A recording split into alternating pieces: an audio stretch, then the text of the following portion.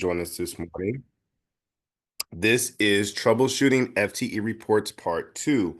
So the lovely thing about this presentation here is that we'll be diving into basically how to determine or calculate FTEs from your financial reports that you receive each month. So this is going to be like a throwback to college days. So for those of you who want to stop me at any time and say, "Hey, Tim, slow down. How'd you get this?" or whatever, just feel free to butt in at any time. That is not something that I'm going to go ahead and just be like, "Oh my goodness, why are they stopping me?" Okay. So today, like I said before, this is the EMIS Alliance Troubleshooting FT Reports Part 2. Okay. Now, for those of you who have joined us this morning, even though we have this presentation, there are certain Excel or demo files that you guys should have. Let me know in the chat or let Rebecca or Shelly know in the chat. Shelly, I know you're in person with Veronica, just to make sure that they have those demo files, you know what I mean, with them so they can follow along with us. And it'll be a little bit more easier to navigate. If you guys do not have them, they are located on our website for you guys to download and follow. Okay. So here's a disclaimer or whatnot. It's just like I said, just letting you guys know the EMIS Alliance that these trainings are at no cost to your district, which is pretty good. So you guys can take in as many free trainings as you guys would prefer. Okay. If you guys do have any issues or any questions or whatnot, Melissa Hennon, which she's a really good person. I've met her plenty of times before. This is her email address here. If you guys have any questions or whatnot pertaining to these trainings, or if you guys want some more in-depth information, you can reach out to her there. So today we're going to go ahead and cover accessing and preparing data collector FTE reports, which you can find in the data collector under level 2. Okay, a lot of you guys are familiar with that, but just wanted to kind of give you a reminder. We will be reviewing FTE summary reports, understanding FTE daily summary reports, and reviewing your student attending situations and how FTE reports align with those payments that you receive. Okay. So for those who are interested, like I said before, for all the hard work that you guys do in submitting your data, this translates into FTEs, and in terms of payments, we'll be able to go ahead and calculate and just determine how much, or what FTEs are being basically applied to your districts from ODE. So with FTE reports, they are coming from different um, references. Okay. So for example, they come from traditional JVS and ESCs. Okay. For these particular districts here, you're going to have three collections, which we mentioned in part 1. They are your beginning of the year student collections, your mid-year, and also your end of year. Okay. Community schools have two. So they have beginning and end of year. Differences between both of them, as you guys can see, is that community schools do not have a mid-year. That's only for traditional JVS and ESCs. Okay. For all districts should submit data through the student cross-reference, which a lot of you guys are familiar with. And when the above student collections are processed, you guys will receive your level 2 reports through the data collector. Okay. Data must be submitted to be processed by due for reports to be generated, as you guys already are familiar with. FT reports use data from the calendar collections and can also use data from the staff and course collections.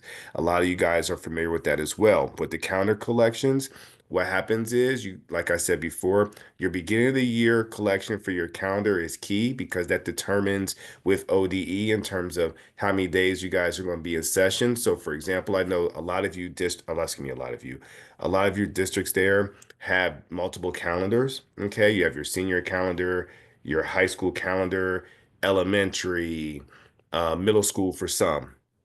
All those calendars or whatnot, when you submit them to ODE, okay, it gives the days or whatnot. And what happens is they link those days to your district in terms of determining, okay, what days you're going to get paid for funding or whatnot.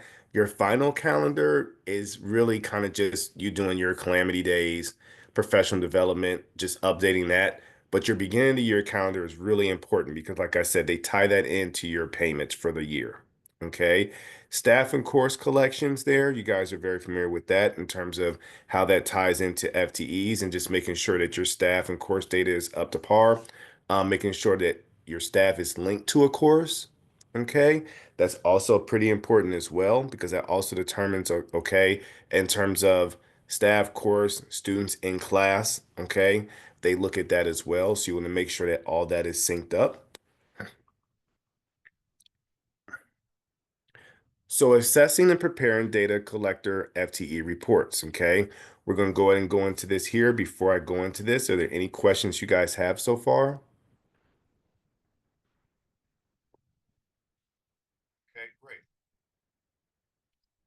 So if you guys are well aware and how to access these level two reports, okay, they are in the data collector on the level two. So when you guys go to submit the day before, you will see, of course, you go ahead and start your collection, go ahead and prepare and submit, okay, and then overnight, for the most part, 99 times out of 100, you guys the next day will see your level two reports, which ODE has on this presentation circled there, okay? So they give you two examples, which is your mid-year student collection and your end of the year collection. Okay. And your level two reports they have circled. So you can go ahead and click on those reports there. Once you click on those reports, of course, you guys will see, okay, this screen, this lovely screen here, which you guys are all familiar with. This screen will pop up, okay? And then what you want to do is select show reports, which is in your data collector there, okay? And we discussed this in part one. Once you click on your show reports screen there, what will happen is you will see all these lovely reports that they have here. So some examples they give, you will see your FTE total by fund pattern, total by student and fund pattern, which is your 002 report, 03, which is your FTE total by student, 04, FTE summary of students with adjustments, 05, your FTE daily summer report, students district is educating, 06, your FTE daily summer report, and this is for students initially funded at the district. And of course, 07, which is your FTE daily summer report transfers. All these reports here are going to be listed under your level two when you are going ahead and clicking on your mid-year collection or your end-of-year collection. Okay. I know we don't have any community schools up there, so we just want to focus on mid-year and end of year for you guys. Here's a great screenshot that they show, which is to show how to access these reports here. So from the previous slide of all the FTE reports that I've mentioned, all these reports should show when you guys go to click on show reports, you'll see these actual reports here. Now we went over in part one for FTE details, FTE adjustments, okay, and also partial enrollment funded gifted students, okay. That was touched on in part one.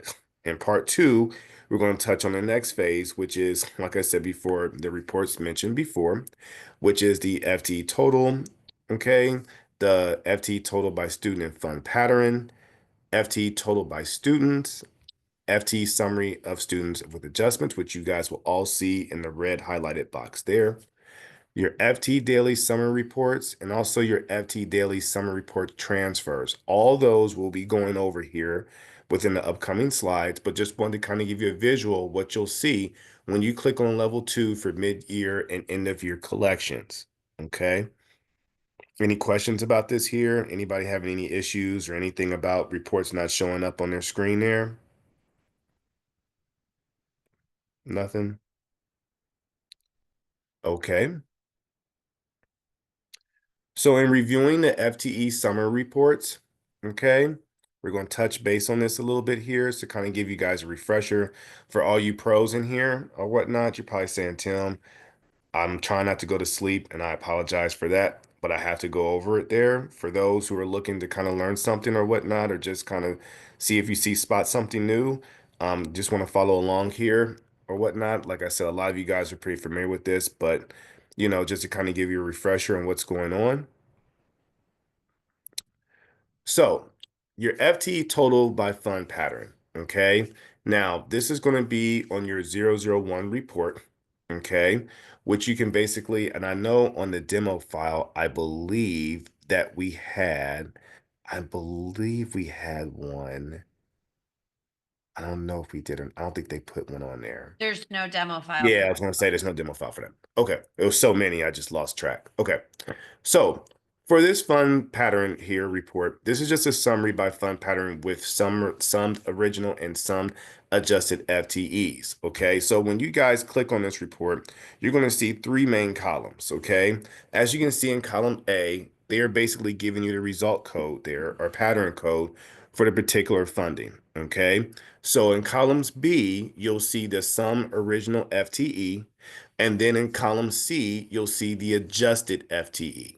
Okay. So what'll happen is in the three main columns, you can determine based off of column A what the fund pattern code is. And we'll go into that here shortly. Column B or whatnot, you'll see the original FTE. And then column C, if it's adjusted, you'll see those results on the next column. Okay. Now down below, out of both columns B and C, if you look at here closely, the only ones that are pretty much off kilter here a little bit is two rows. You'll see row three, which is your sum original FTE is the 131.321422. In column C, you'll see that adjusted FTE at 0. Okay. And then at row 7, you'll see the JV. You'll see the original FTE there, and then you'll see a slight difference in adjusted FTE. So the whole point of this here to let you guys know, when you guys are looking at this report, you guys want to basically be aware of what the adjusted FTE is, because that's going to determine how much money you guys are getting in terms of in your district. I'm seeing the chat blow up there. Is there any questions there in the chat at all? No, we're just putting Oh, documents. okay. In Sorry there. about that. Okay, great. For your 002 report, and this is your FTE total by student and fund pattern here, okay? This is a summary by student and fund pattern with the some original and some adjusted FTEs. Now, as you can see below, they have a screenshot here, okay, in terms of what you'll see when you're accessing this report. For a lot of you, you guys are familiar with this, but for those who just are saying, Tim, what the heck are you talking about? This here is just going to give you a snapshot of basically the SSIDs, the EMIS IDs, their full basically kind of demographics. So you got their last name, first name, middle name, all that's coming from Gradebook, okay? The building IRN, which you'll see in column F. And then in G, you'll start seeing the fund pattern codes along with the sum original FTE in column H. And then if you look over, like I said before, you'll start seeing different columns there where it'll give you an adjusted FTE and so on. The the FTES-002 report is just more of an expanded report, which is showing more demographics, okay? So you have your SSID, EMIS ID, last name, first name, whatever you guys have listed in Gradebook, that's what's going to reflect in this report. Okay, so if you guys see anything that's out of kilter, you guys are more than welcome to go ahead and fix those errors or fix whatever you feel is off base. But like I said, this is just kind of giving you an expanded report review. Okay, And that information is coming from student information, not grade book. correct. I'm sorry. Great book. That's where it needs to be Yes, corrected. yes, correct. So in Dazzle. Thank you, Shelly. Appreciate that. So in your FTES, your 003 report, this is your FTE total by students. Okay. This here is going to be a summary by student with some original and some adjusted FTE, regardless of the FTE fund pattern code. Keep that in mind.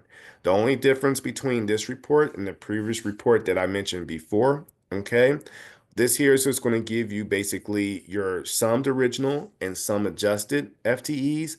Okay, so regardless of the result code, pattern code that you guys receive, this is the actual adjusted FTEs that you guys are getting for your district. Okay, so you guys just want to make sure, like I said before, and I mentioned this in part one, that you guys just review this report, just if you have some downtime. I know with EMIS coordinators, your jobs are basically on the level of Superman, right? Because you have so many moving parts to make sure that your district gets all the funding and you have pressure coming from all angles, right? But I just recommend that if you guys have any downtime within during the course of the week or if on the weekend, okay, just to go ahead and kind of check out these reports just to make sure that they match up, to make sure that, there's nothing that's kind of out of whack.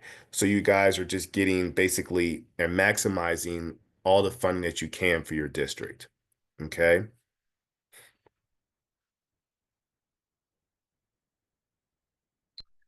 For your 004 report, this is the FTE summary of students with adjustments. These are summary by students with adjustments with summed original and summed adjusted FTEs, including the difference. So basically what this report is, guys, it's basically let you know the difference of the FTEs that you guys are getting is kind of giving you guys a breakdown. So for example, this is a good report to have for treasurers. Sometimes treasurers will come to you guys and they'll say, look, why are we not getting this? What's going on? Like, how much FTEs are we losing from this particular kid? We do have some treasurers out there who are like that. For those who experience them, and to you guys, they may be great people. So, in no type, shape, or form, I'm talking about you guys as treasurers, okay? I don't want that smoke at all. But what you guys can do is for this actual report, you guys can show them, okay, look, this is the FTE that we're supposed to be getting, okay? This is the adjusted, and this is the difference. It could be a student that came in the beginning of the year. They may not have started at the beginning of the year, but came in sometime afterwards. Okay. They came in the middle part of the year. That will be able to show on this and reflect on this report. Okay. So, like I said before, if they're questioning about a particular student, this report would be good to give to them and say, look, this is what I submitted, this is what I have, and then this is basically what we have in terms of getting paid for. Okay. Any questions pertaining to this or not before I move on?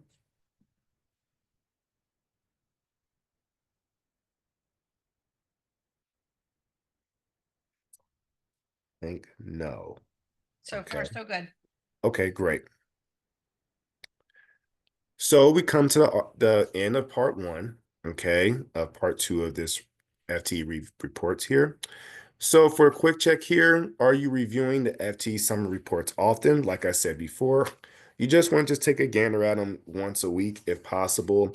Like I said, if you guys have time on the weekend and you're saying, hey, Tim, screw you, I'm not doing anything on the weekend. Okay, I understand that.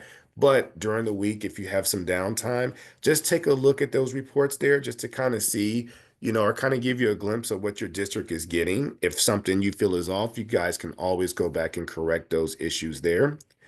Have you tried saving the reports to compare to an updated set of reports?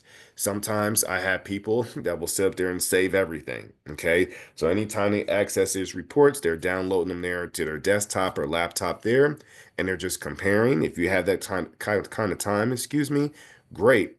You know, all more power to you. I recommend, like I said before, checking these reports as much as possible. And are you sharing these reports with others in your district? And that goes back to, like I was saying before, with your treasurers and whatnot, so they can kind of give a glimpse and understand what you guys are reporting, what the differences is in the FTEs in terms of what you're supposed to be getting and what they're adjusted to. And if there's a difference, you can explain to them why. Okay.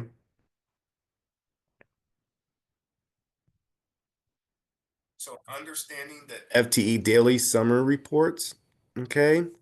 And this is a good report to kind of get into. Like I said before, this is kind of giving you a glimpse in terms of what your district has in terms of full FTEs and what you're getting paid, all the other good stuff there. Okay.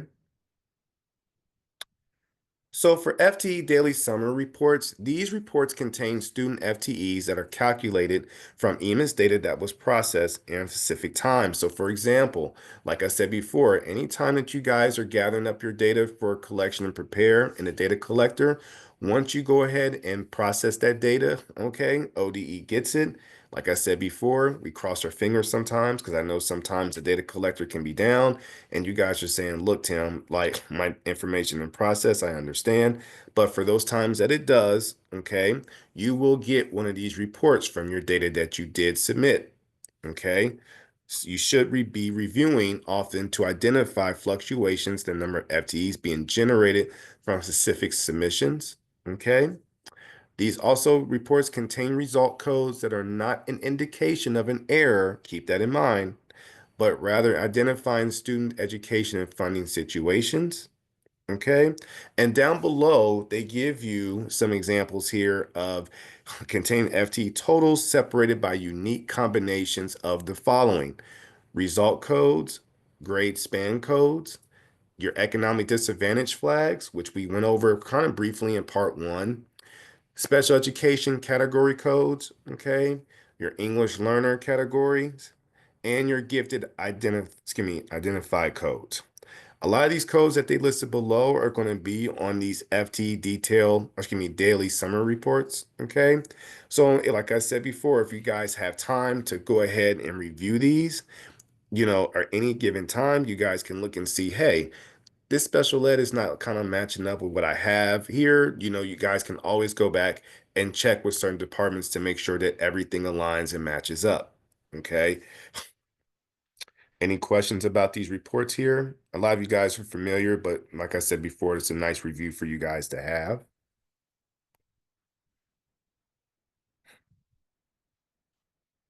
So for the FT Daily Summary Reports, and this is just a continuation from the previous slides here, you have your 005. This is your FT Daily Summary Reports. Students District is educating. This is going to contain FTE totals for students the district's receiving from the report is educating there. So for these reports here down below, for each one that they have listed, it's basically kind of giving you the main report and basically what these reports contain. Okay. For your 006 FTE Daily Summary Report, students initially funded at the district.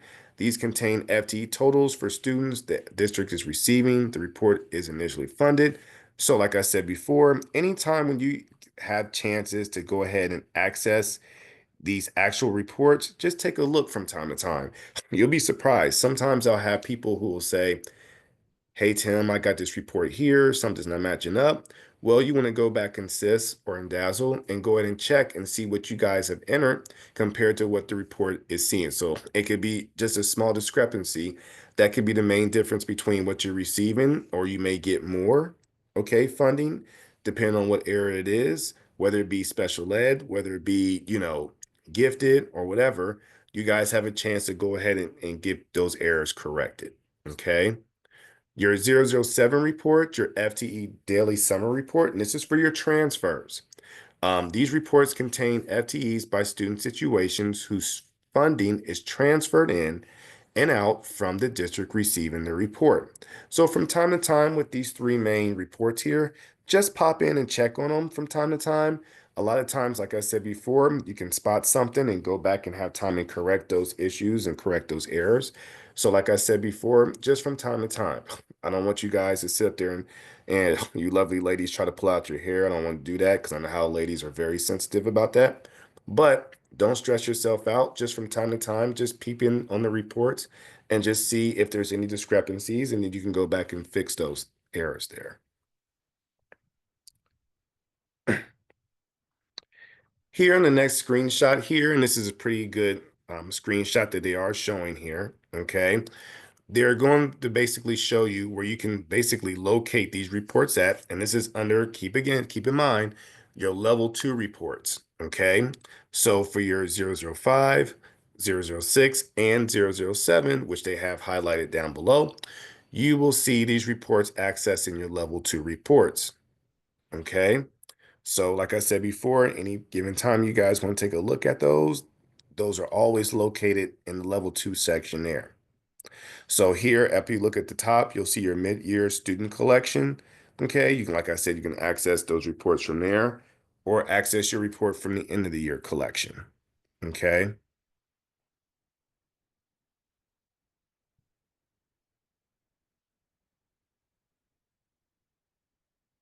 Okay.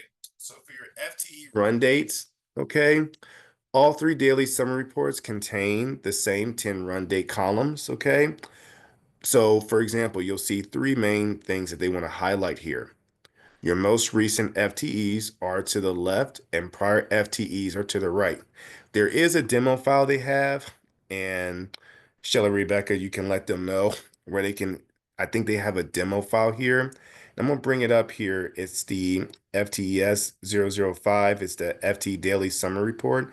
We do have that demo file available on our website if you guys want to take a look here, okay? Which will basically kind of give you a snapshot of what we're about to go over here shortly, okay? But I just wanted to guys let you guys be aware of that there is a file that you can follow, and I'll bring it up here, see if you guys can basically see it here. Let me know if you guys see this here. You guys got a We're visual of good. it? Okay, cool. So this is the FTS, excuse me, FTES-005 FT Daily Summary Report. Anytime, like I said before, you guys sit up there and access this report, this is the report that you guys will actually see. And as you can see here, it'll give you multiple columns here, okay? So columns A, you'll see where it says 2025 S, which of course is we're in that year, right? Traditional, which will let you know that you guys are a traditional district. Column B, you have the reporting designated IRN, which of course is the traditional IRN there. Column C, you will see the error codes. So in the EMIS world, you guys are very well aware that you will see the critical, informational, and fatal. Okay. We always want to tackle the fatal and kind of work our way backwards. So you have your critical, excuse me, your fatal, your criticals, and your informational. Informational, of course, you guys are well aware. That's just information for you guys only to basically have in the stash, right? But for your criticals and fatals, criticals, ODEs may saying, hey, look, we know you submitted this data. You may feel it's right, but we're telling you to kind of check it out and make sure that this is, basically accurate. Now, critical sometimes can mean that it doesn't necessarily mean that you're wrong or there's actually an error. Sometimes they're just telling you, hey, review your information, make sure this is accurate or correct. I know for EMIS coordinators, we freak out and we say, look, I don't want any criticals. I'm trying to get 100%, and I understand that. But a lot of times there are certain criticals that there's pretty much nothing that you can do about them except for just basically have that in the stash for you guys to have information wise. Okay. For your result codes in columns D, you'll see the result codes there. And those result codes we kind of touched base in part one with. Okay. So, like I said before, you'll see that. In column E, it will give you a description of what that result code is. So sometimes it'll be good to kind of look in column E and say, look, why is it saying this for my result code? Well, column E, you have that description. So you kind of are aware of what that result code is and what it means. Okay. And basically what it means to your district in terms of just kind of looking to see, hey, what the heck? Like, what's going on? Like, why am I getting this? Why is it saying this? Well, like I said, column E, you have your description. Column F, you have the basically level two type code there, which, like I said, we kind of touched base in part one with, okay? But it kind of gives you a breakdown there. And then as you move over there, you got your grade level, your LEA type code, which a lot of you guys are familiar with. Economically disadvantaged in columns K, that'll let you guys know who's marked as economically disadvantaged, okay? Special ed codes there. So this report here is giving you a breakdown of everything, what they have in terms of economic disadvantage, if they're on any special ed disability codes, if they're English learner, if they're gifted, okay? All that information will be located here. And if you scroll over here, all the way over on the report here, all in columns O all the way through, it gives you basically your latest run date, okay, in column O, and what that FTE was, prior run date, okay, which is, for example, it may be a couple days before. So, for example, in columns O, you'll see January 19th.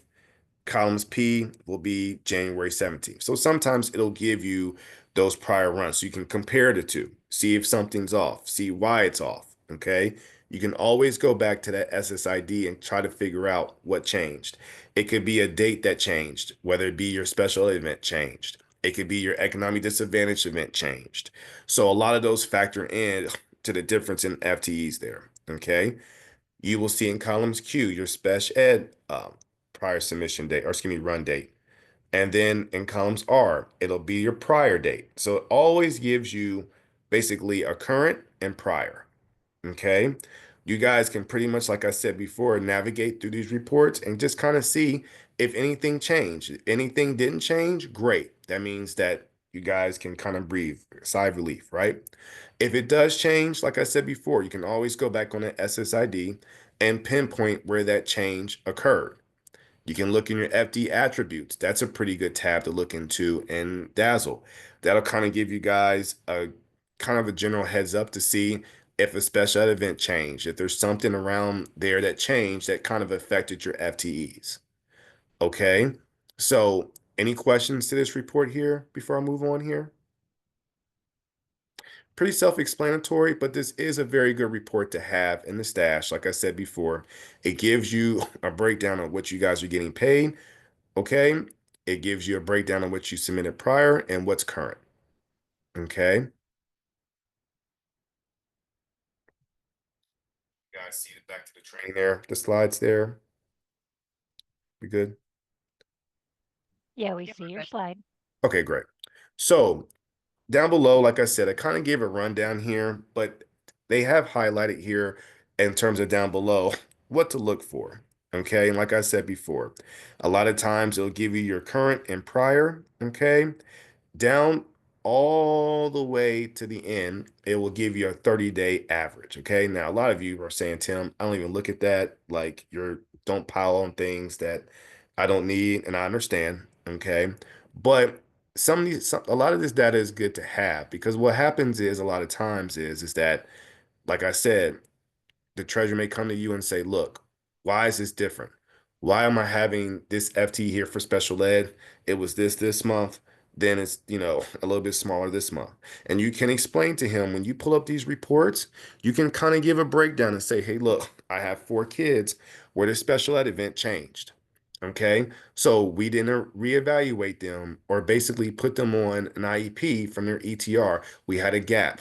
Okay. So for those 3 or 4 days, that FTE changed. Okay. For economic disadvantage, you could have a situation where the student was basically turning some information where their finances changed. Okay. So they may have went from reduced to not being on it at all. Right.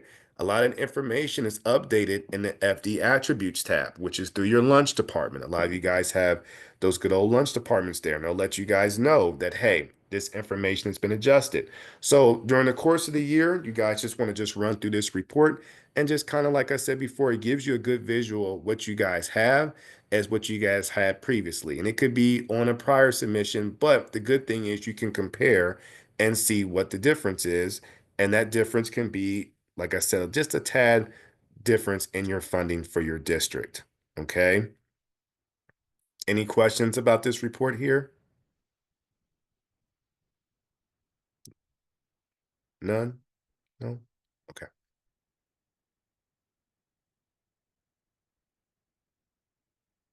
Okay. So here on your FTE run dates, okay, you want to look for fluctuations in the FTE values as these could affect payments, okay?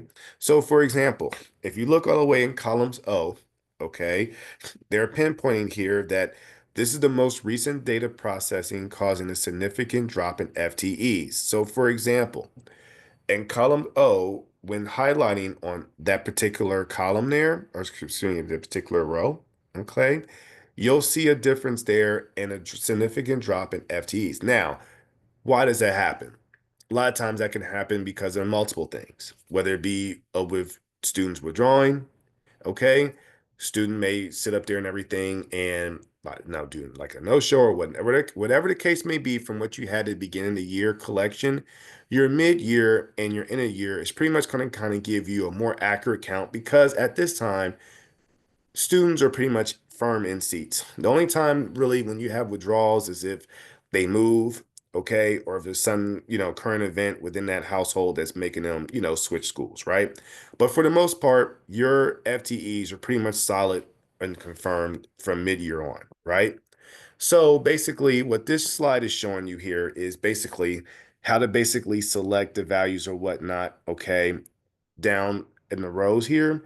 And at the bottom, it's giving you a total. So if you go back to your 005 report here, okay, and you go ahead and highlight on your column there.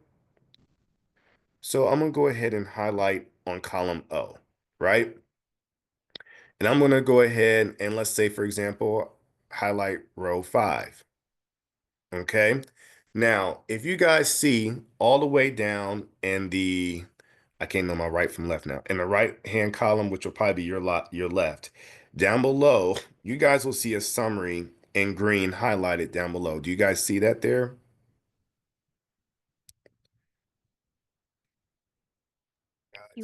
You have row 5 highlighted, correct? Correct.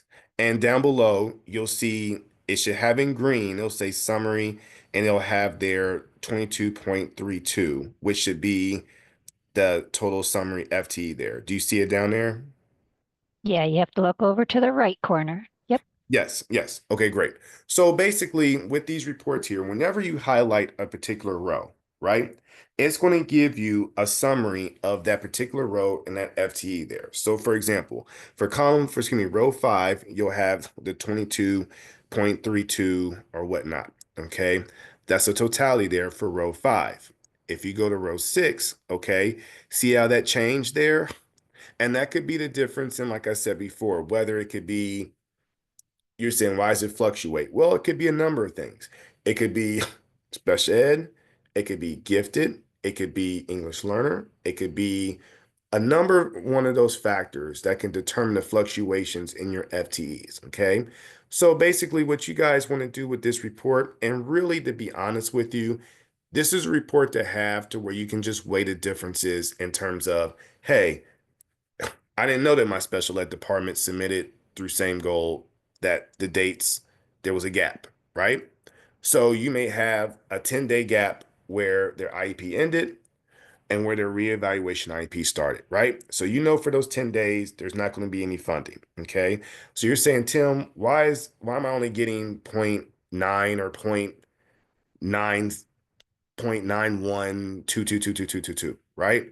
Well, you know that the reason why is because of that gap, correct?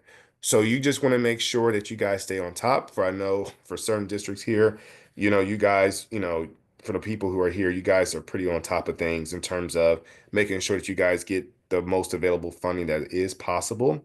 But basically, this is just kind of pinpointing to you guys on how to determine the fluctuation in FTEs. Okay. Now, keep in mind, this is not set in stone. This will change throughout the course of the year. Okay. For most, it'll stay the same, but for some, depending on what they have, it does fluctuate. Okay. So, any questions to this here or pertaining to this here? Yes, we have a question in the chat. Yes.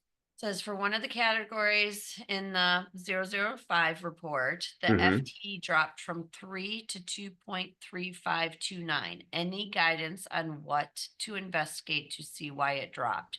Is there a report to see more details? Okay. So, we're going to stay on this report here and we're going to kind of look through, for example, you want to look in your latest runs from columns O all the way through. And I say that to say, for example, the reason why I say that is because it could be a number of reasons. It could be, like I said, special ed event changed, or just basically when that special ed event was processed. Okay. It could be your English learner. It could be gifted.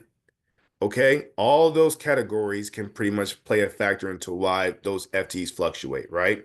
So you want to make sure that you go and for that particular student, go into Dazzle and check and see and say, hey, what's going on here? When were they determined as gifted, right?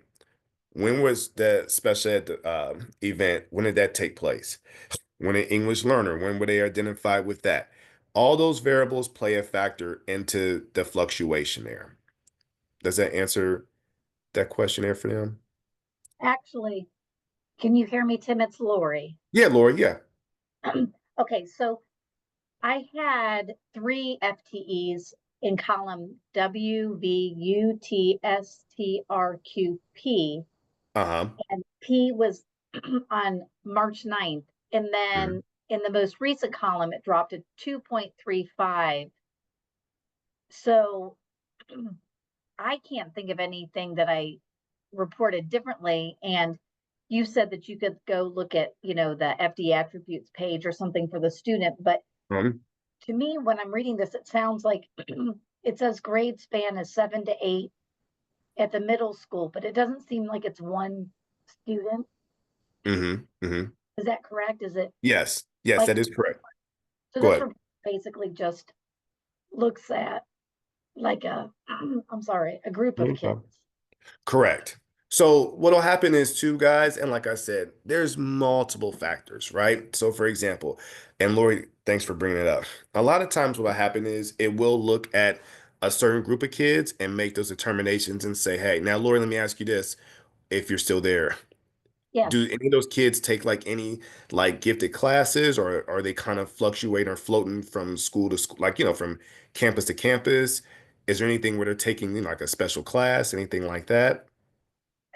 Um, there are some taking algebra, but it says like the grade span is grade 7 through 8, and it Hmm. says middle school, but seventh grade is the only grade at our middle school. Eighth grade's at the high school, so I'm thinking it's seventh grade. But other than entering in acts like technology codes in the last 2 days, I can't think Hmm. of what might have changed. But I'll look into it. But I wasn't sure if there was like a more detailed report, like in a like an FTES 005 broken down by student that I could just sort by seventh grade and see if I could find a pattern. Yeah, so basically here, and let me see if I can scroll over here. So a lot of times what'll happen is by grade or whatnot, if you go to column H here, it should be able to basically sort it out where it says kindergarten, grade through 9 through 12, grade through 7, 8, to where you guys can go ahead and basically sort and filter those particular grades in there, right? So at least you can kind of give you, and I know that's not a specific, but at least it'll kind of give you kind of like a, how can I put this, Lori? A broad summary, okay, where you can kind of compare grades 7 and 8, like those particular students there, right? Then you have your kindergarten all categorized, okay? So let me see if I can go ahead and sort this here. I can, oh, mess my stuff up here. Let's see here. Okay. So see how I kind of sorted this, Lori, here, where it kind of groups them all in kind of like a group here. So you Yeah. have grades 1 through 3, and you can kind of compare and see, for example, in those particular grades, like, okay, what's the difference between this student and this student? You know what I mean? In terms of in the groups, right? And you can Right. kind of look and kind of get a visual. I know that it's not by the detailed SSID, which is probably what you want, but at least this kind of gives you a group to where you can say, okay, why is this different as compared to this? And it'll kind of give you a better visual, right? So if you, That's correct. yeah, so if you kind of scroll over here in grades 1 through 3, you can kind of get a visual and say, okay, look, I have my prior run, my latest run. Okay, everything matches up. Something may be off to where I can kind of go and say, okay, you know what I mean? Like, why is this so? And then you can pinpoint your seventh graders, eighth graders, and just kind of see what's going on. Like I said, you're saying eighth grade is considered high school? In our district, that's where Oh, they're wow. at. Okay. So that may be a difference there where they're taking a high school, course or something like that, and they may be throwing off your FTE slightly, right? So it's maybe going off of maybe, like I said, your calendar in terms of, are they on a high school calendar now, Lori? They're on a, yeah, they're on the high school calendar, which is the You, same as the middle school calendar. Okay, it is. Okay, now, like I said before, and I mentioned in a previous slide, with the calendar collections too, that also plays effect into FTEs as well. Okay. Whether Okay. it's, you see what I'm saying, whether it's on a high school, middle school, elementary level, they kind of factor that in when you do your when they do their calculations. So just keep that in mind as well. So if you see a slight difference, it's probably due to your calendar. And like I said, a specific uh, event, right? So just kind of just compare those kids. Do you guys, I'm pretty sure you guys have a lot of eighth graders in your district. Yes. Well, and it was helpful because the one item that was critical Mm-hmm. happens to be they are disadvantaged in their special ed education category 1. Okay. Okay. So that's going to narrow it down because it's the only special education category 1 for all of my grades 7 through 8. So yeah, I'll be able to do some investigating. Thank you, Tim. Oh, no problem. No problem. And like I said, Laura, if you need anything, you just call me. We can kind of go through it together. But this will kind of at least give you a broader sense of in your district, okay, what to look for, right? Yes, thank you. No problem. Any other questions, guys? Anybody else on how to navigate through this report? Quiet, so I'm assuming none. I just want to make sure that you guys kind of get a good understanding of how this report can be used and basically be beneficial to you, to you and the district as well. So if you have any questions, please feel free to stop me anytime. But like I said before, I just wanted to kind of go over this in detail so you guys can get a firm grip on what's going on. Cool so far? Okay. So, in error severity codes, and we touched base on this a little bit, but just kind of giving you guys basically a rundown here. Error severity codes looks at the 30-day average value and compares it to the value from the latest run to draw attention to differences that may be of concern. Okay, so in the report, when I said to scroll all the way over, you guys will see your 30-day average. Okay, and that's the 30-day average for those particular group of kids or whatnot. Okay, for 30 days, right? Pretty self-explanatory. So for the fatal F error severity code, this indicates a drop from the 30-day average value to 0. Okay. Critical indicates a decrease of 10% or more, but not to 0 in the latest run. And warning indicates a decrease of 5% to 10%, but not to 0 or an increase of 20% or more. Now, you guys are saying, Tim, what the heck did you just say? Basically, what you guys want to center on is if you have a fatal, critical, or warning. Now, these are descriptions for these reports, so it's kind of giving you what they're looking for whenever you guys see these severity codes, okay? So I know as EMIS coordinators, the first thing we do, what do? We look for that fatal, we look for that critical, and we look for the warnings, right? Informational, we can care less about for the meantime. We just want to look at those three and see what the heck is going on, okay?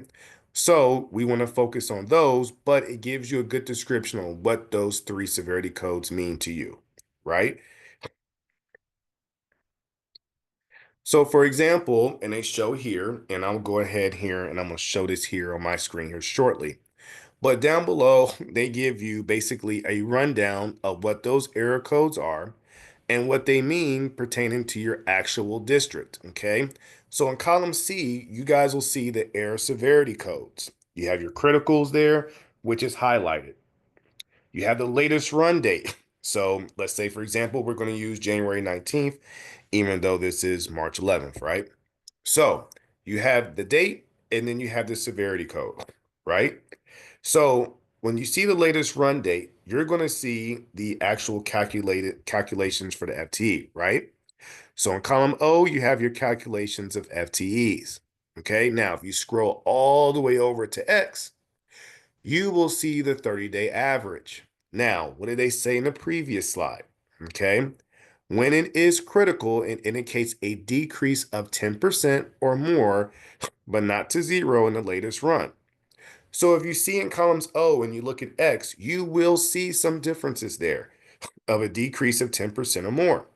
So for example, in row 2, you have in latest run date in January 19th, 2025, you'll see 1.468619. For your 30-day average, you'll see 1.906227, right? So that's a decrease of 10% or more. Each one of these columns here, or excuse me, rows, you will see a slight difference. Okay, so basically your 30-day average will be a little bit different than your latest run. So it'll spit out a critical error there. Not critical error, but just a critical. So it's letting you know, like, hey, pay attention to this. You're going to see a critical here. That means that you dropped. Just letting you guys know and be aware. So, like I said before, when you're having those board meetings and they come to you and they say, look, what's going on? What's going on with this? Why is it dropping? Like I said, and we mentioned before, it can be an array of things. Okay. But you guys will be well aware to say, okay, look, we dropped 10% due to this student transferring here. Lori's situation where the eighth graders are taking high school courses, okay, and be on a high school calendar. That can be a difference, okay? Something as little as that can basically change your 30-day average. Okay. So, as EMIS coordinators, and I know it's a lot because you guys are responsible for a lot of kids, right? So, you just want to kind of be aware just whenever you get a chance, just to see, okay, where are you guys at on the totem pole, right? So, when you guys are reviewing these reports, okay, just checking on them from time to time, okay? Because what you guys, like I said, submit is a determining factor in what your district is getting funded for, right? So when I look at my demo file here, okay, and let's scroll over here.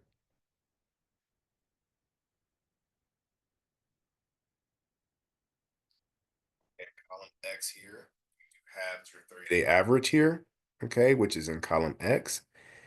Now I'm looking over here and I'm not seeing the actual critical. Oh, here we go. So in column C, it's different here. But as you can see, you'll see the error severity codes here. So it's all the way in column C on this demo file. Okay. So for example, you'll see the error severity codes here. Now, in that particular demo, it does not match what. So, okay. So column C, you'll see the error severity codes. And then if you go to columns O, you'll see the latest run, which I have highlighted here. Right? So for the first row there, which I believe which was row 2, I believe, and I'll just highlight this here. It's a critical, which means what? It's 10% or more. So if I go to columns O, oh, sorry guys. This was your latest run date. So this is the most current run date that you guys submitted, okay? So it's reading at 349.744405, right? If we scroll all the way over to column X, you will see the 30-day average there, which is a slightly higher, okay? So as you can see, with the result code is going to be a critical. So it's letting you know, hey, there's a difference there. Maybe something changed within this period of time, okay?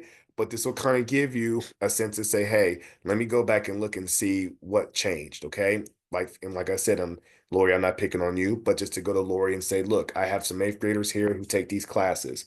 Maybe, due to the fact they're on a high school calendar, it fluctuates their 30-day average, right? Or it could be something in the gifted realm. It could be something in special ed.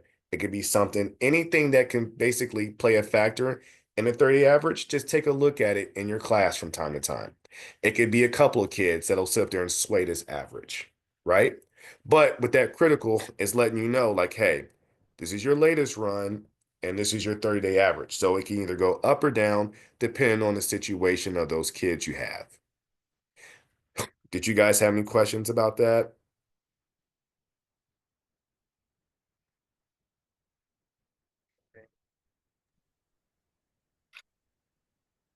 I don't see any.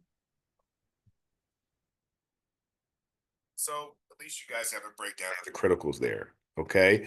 And vice versa, kind of like I said, use your breakdown of your fatals and also your warnings too, and what to look out for, okay?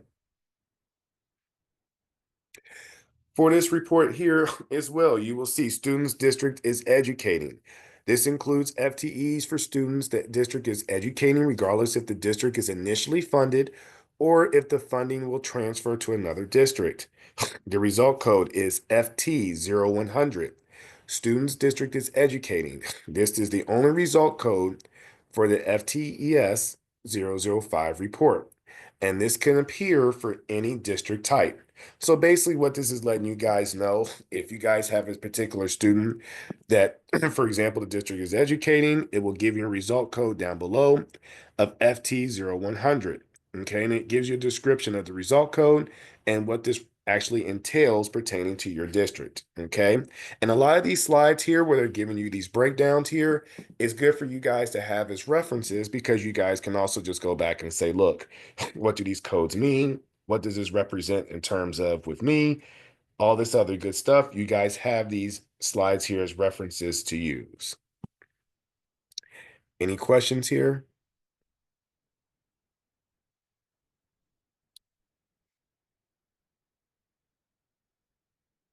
FTES-006, and this is your students initially funded at the district. This report here is going to include FTEs of students for which the district is initially funded, generated from most district types except ESCs and state schools, contains up to 7 different result codes indicating the district is initially funded, and breaks down transfer information by student situations. Okay. Each row in the FTE detail report will count in only one result code. For JVS, community schools, and STEM districts, they receive only one result code, which is your FT0110 on their report. Okay. And it also displays FTEs as initially funded, and they're going to be generally in positive amounts. Okay. So for your result codes, this is what you're going to see on those 006 reports. You have your FT110, which is your initially funded, no transfers. FT111, your preschool students initially funded, transferred to the ESC. Your FT112, open enrolled preschool students initially funded at the district and funds transferred to another district. And then your FT113, preschool students initially funded at the LEA and then transferred to a CBDD. Now, all these result code definitions, I advise you just take this presentation, print it out. I wouldn't suggest RIP, because then you have to print it out over again, but at least take these slides out and kind of have them as a reference to use. Put them on your bulletin board or whatever the case may be. So if you are having issues with navigating through this report and you're saying, Tim, what the heck are these result codes? You guys have them as a reference here. Okay. Here are some more funded result codes here and what they mean. Your 114 is your initially funded at the district transferred to a JVS, and this is used for contract career tech transfers from the sending district to the JVS. Your 116, initially funded at the district transferred to another district, and this is used for special education cooperative students and contract career tech students. Okay. Your FT 119, JVS compact 20%, is counted in sending districts enrolled ADM. This is going to appear on sending districts FTE detail with inclusion codes part. Now, for the FT 119, for some of you guys that may have never seen this actual result funded result code, right? So this is just, I believe this is relatively new, I believe. But like I said before, for those who do receive it, this is what it entails, okay? And this is what it means in terms of relating to your district, okay? This is an extreme rare case. I don't believe any of you guys in this room have that. But if you do, this is what it means there. For the FTES-007, this is for transfers. Tim, Yes. Yes. Tim, Yes. Veronica does have that. Okay. Okay, Veronica. How She many does have that result code. Okay, how many of those do you have, Veronica?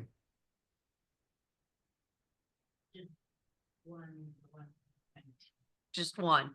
Yeah, I was going to say it is a rare case. And those situations there could mean, like I said before, in your FS standing there, Veronica, it probably means that a particular student basically has a situation where it's a JV, like a really kind of not funky JVS situation, but is it probably the situation where it's a sent to, maybe you have multiple and it's a JVS realm? Do you guys have any kids like that, Yep. or a particular? Yep, she does. Yeah, yeah. I was gonna say, okay. So that's where that kind of would entail. But like I said, those situations are rare. So Veronica, if you have that, that means that, what you did on your end is correct. It's just letting you know that, hey, this is what that means pertaining to that particular student, right? So just kind of keep that in mind. It's nothing, crazy on your sign where it's going to impact funding. It just gives the definition of what that particular student has for the result code. All right, cool. So for your transfers here, this report is going to contain FTEs that will either transfer in or out from the district receiving the report, displays FTEs that transfer in a positive amount, and FTEs that transfer out as negative amounts. Okay. So for all you transfers that your districts have, right? This is a report to use, okay, in terms of just basically tracking your transfers, plain and simple, right? So you can see where they went. If they're transferring in, you can see the amount of FTEs that you guys are going to be receiving, and pay attention to dates. And when I say pay attention to dates, pay attention to when they enrolled and when they withdrew. And why I say that is because when you guys look up in ODEX and you guys look at that SCR report, a lot of times when you look at that EPCT error, that could impact your 007 transfer report. Because of course, if you have a district that's reporting the date that they enrolled and you're saying, no, Johnny didn't enroll, or excuse me, withdraw, or excuse me, you have him enrolled at January 25th, but I have him going all the way to January 27th, right? That's going to impact your report on your transfers report, right? So you just want to make sure that those dates match up and align. Why? Because that's going to determine your FTE amount in terms of what the district is getting. So the slightest kind of throw off there on your dates can impact your FTEs and what your district is receiving. There was something in the chat there. Are you guys just posting or we're good? Yes, Okay, sorry Lori about that. does not have, Veronica and Lori both do not have the 007 report. Is this unexpected? Yeah, so Or basically, if should you they do all not, have it? yeah, if you should have it now, if you guys do not have any reports now, I would say this is you're still in the mid-year collection, right? Am I right there with you guys? With Yes, traditional district? So Yes. if you're yes. still in the mid-year, I would say be on the lookout for that soon. You guys should be receiving that because these reports usually pop in around this time and also the end of year too. And that's kind of weird because you guys are big districts there. Um, Lori, last year around this time, I believe you had one, correct? I'd have to look back. I'm not sure when it populated. That's just I don't have it now. And I'm just curious, Tim, off Yes. subject. Do you have a dog? Do I have a dog? Yeah. Yes. Yes. Okay. I thought I heard it. Yeah. I have two actually, and they're bigger than me. So yeah. Oh, okay. Yeah. All right. Thank you. Yeah. So they're around here somewhere. So yeah. Um, like I said, take a look at you guys from the previous year, okay, and see. Sometimes these reports, these 007 reports, they kind of come out or are produced late within the mid-year collection, okay? For all those other districts, and just kind of a show of hands, do you guys have the date, the process date from when your 007 report was generated? Just curious. Tim, we lost you. What's that? We lost you. Oh, You, I hear you now. oh, oh my goodness, don't freak me out like that. Okay. Yeah, your last few sentences we did not hear. I Okay. could, and on Zoom though, we heard him solid. Okay. Oh, Shelly, don't give me a heart attack. Okay.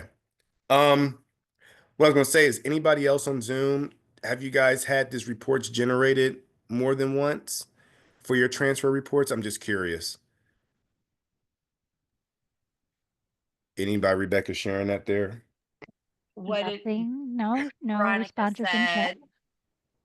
Would you say you said you didn't get it last year during your mid-year collection?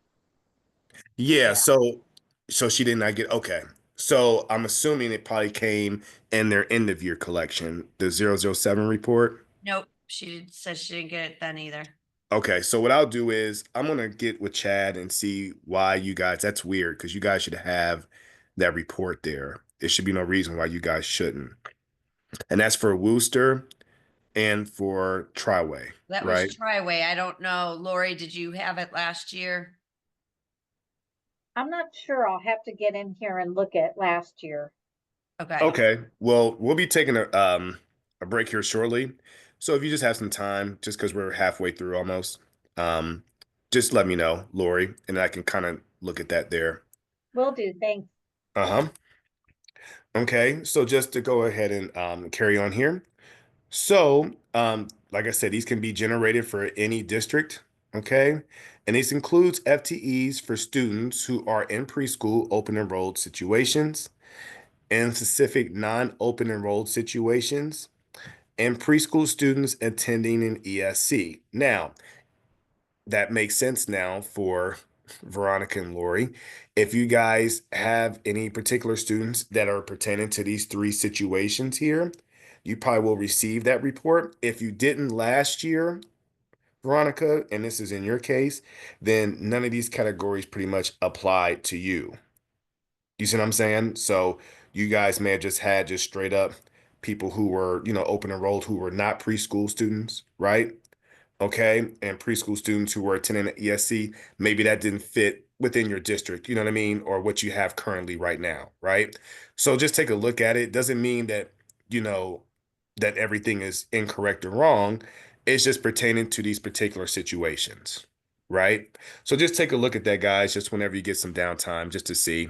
And But would if you're that not be the same? Because Janelle says she has the report, but there's only one line of information. Gotcha. So that's probably just basically probably one student or something like that that probably is pertaining to one of these three categories. You see what I'm saying? Yep. So it's probably just a special case. And like I said, it's nothing particularly wrong once I got to that. That kind of makes sense now. Veronica, if you don't have it, then none of these situations apply to you. Lori, likewise. Okay. So I don't want you guys, freaking out or whatnot, you guys can double check your info. But if you don't have that report, then hey, listen, that's one less report we have to worry about, right? So for those who are getting that generated, just check it periodically from time to time. It could just be a situation that a student has in that district. Okay.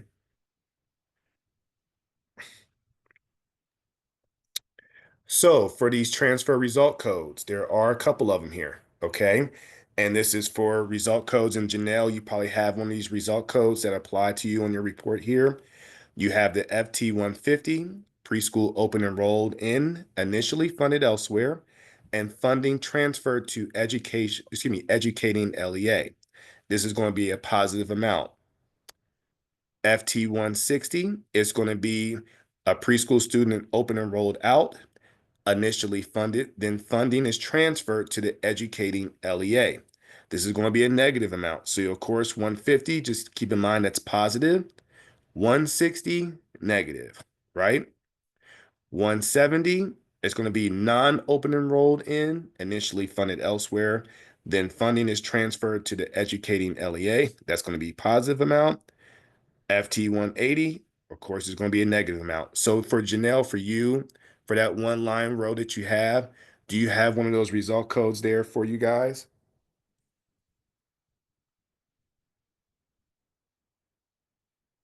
She replied yes. So if it's 150 or 170, keep in mind that's a positive amount. If it's 160 or 180, it should reflect a negative amount because 9 times out of 10, those kids transferred. Is she saying yeah there? It's a 150. Okay, good. So that's positive. Okay, so that's a benefit to your district. Okay, so for those who are getting these reports here, check your result codes. Make sure that if you do have the positive, that's great. If you have the negative, that's letting you know, hey, that kid is no longer with you guys. They may have transferred out, okay? Whether they be non-open enrolled or if they're preschool open enrolled out, right? So just check it periodically from time to time. That could be the difference in certain funding. It's not a lot, but like I said before, treasurers check every penny, right? So just make sure that you're reviewing this report just every now and then just to make sure. Some of you guys may not even have no more than one kid. It could be two or three. It's not a lot. But if you guys do have them, just check them from time to time because their situations can change throughout the course of the year.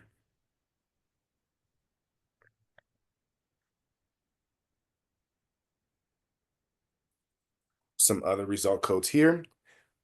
You have your FT210, and this is for ESC preschool students that received from the resident district or a non-open enrolled district that is not the resident district. The funding is transferred to the ESC from the district. This is a positive amount, okay? 220 is going to be a negative amount for preschool students sent to an ESC from the resident district or from a non-open enrolled district that is not the resident district, okay? Funding is transferred from the district to the ESC. So, just like in the previous slide there, okay, anytime you guys are basically getting a student there or whatnot that is not in the resident district, funding is transferred to ESC from the district, you guys will get your positive amounts funding there. If it's a situation where they're sent to the ESC from the resident district or from a non-open enrolled district that is not a resident district, funding is transferred from the district to ESC. So basically what this means is here for 210 and 220, anybody in here who received these codes, just keep in mind 210 is going to be a positive, which is going to reflect positively on your district. 220 is going to reflect negative, right? So you're going to be losing funding for that particular preschool student, okay?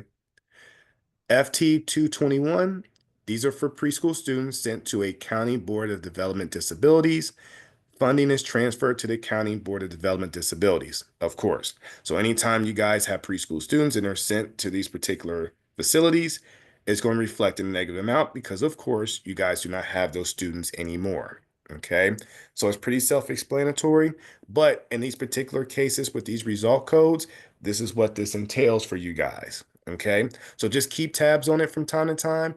These result codes do not always come up every day. These are not everyday events. Okay, you may have these events for just maybe one or two students in your district, right? So just check on it from periodically from time to time. Okay.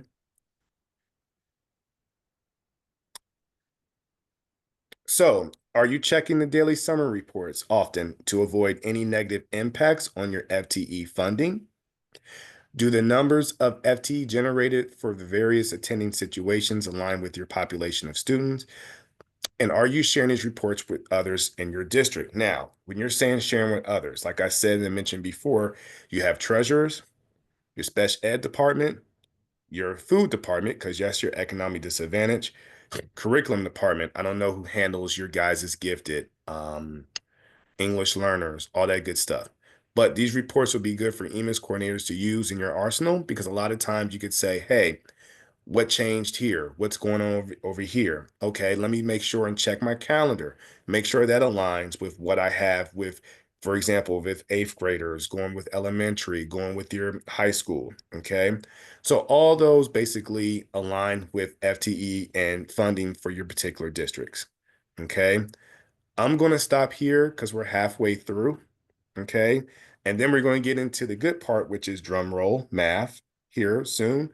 So go ahead and take a 10-minute break, just kind of get your minds refreshed. Oh, all right, everybody. This is the final stretch run here. Okay, so we're going to get into math here shortly. So this is the part of the presentation here where we're going to go ahead and navigate through FTE reports here and also your district's foundation reports to determine FTE averages here. Okay. So for reviewing your student data while aligning FTE reports with payments, okay, I know that was a long title, but basically kind of get into this in terms of what this all entails, okay? So for the FTE reports, and this is in the level 2 option here, this is open, close, and archive. The level 2 FTE reports in a closed collection contain the data that was last processed for that collection. This can also be used to provide a historical view of data as of the close of that collection. Level 2 FTE reports in an open collection contain the most recently processed data. Should be used to verify current data in preparation for data to be pulled for a payment and in preparation for the close of the collection. Archive reports are generated when data is pulled for payments, and this can be used to align data with payments. So what does this all mean? Okay. What this all means is, and this is important here, payments issued early in the fiscal year can be used can use prior year data to generate the payment. Archived EMIS reports aligned with a specific payment will not align with that payment when prior year data is used. So, for example, payment reports and archived EMIS reports sometimes do not match perfectly due to the following: data being pulled for payment and EMIS reports being archived on different dates, rounding from 6 decimal places in EMIS reports to 2 decimal places on payment reports. Now, I will go over all this shortly because I know for some of you this is like another foreign language, okay? But I will explain all of this shortly and how to navigate through these reports, okay? So, in accessing archive reports, if you guys go into your data collector, okay?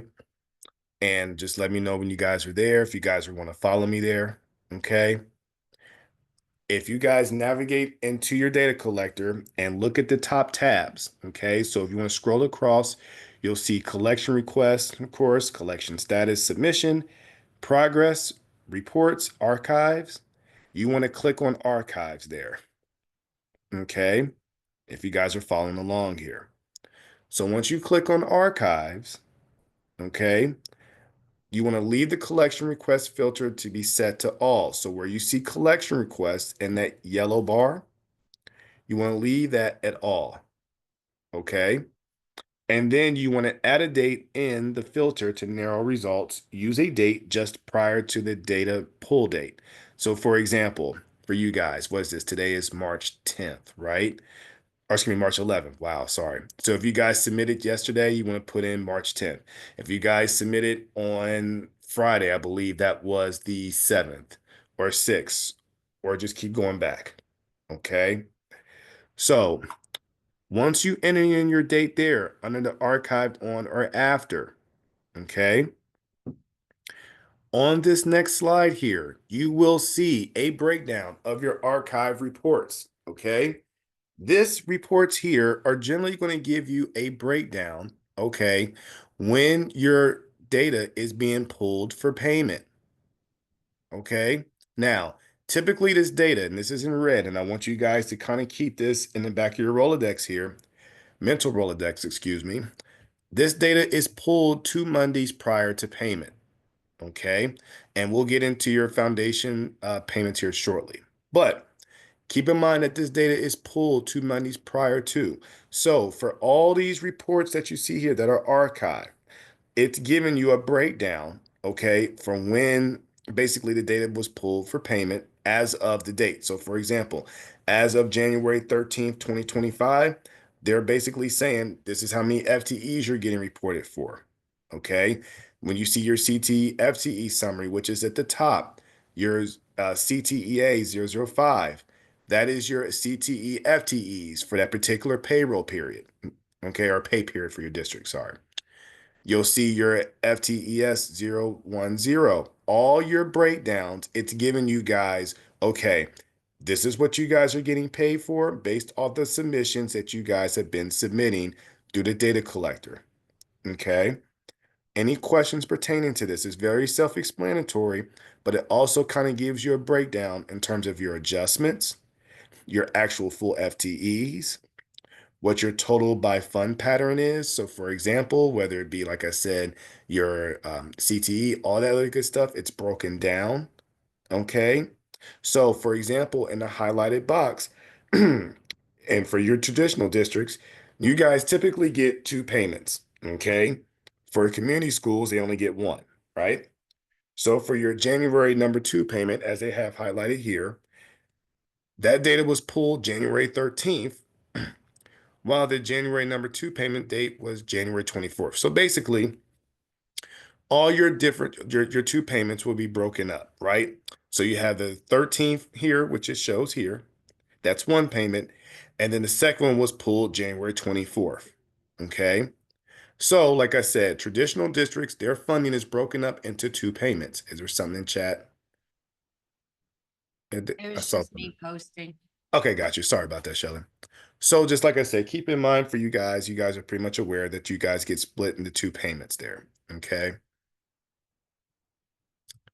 So In this next series of slides, we will demonstrate how reports from the Archive tab align with payments for various LEA types.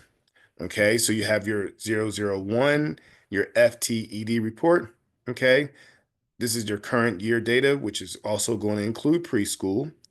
Your FTES-008, which is your enrolled ADM, FTE summary.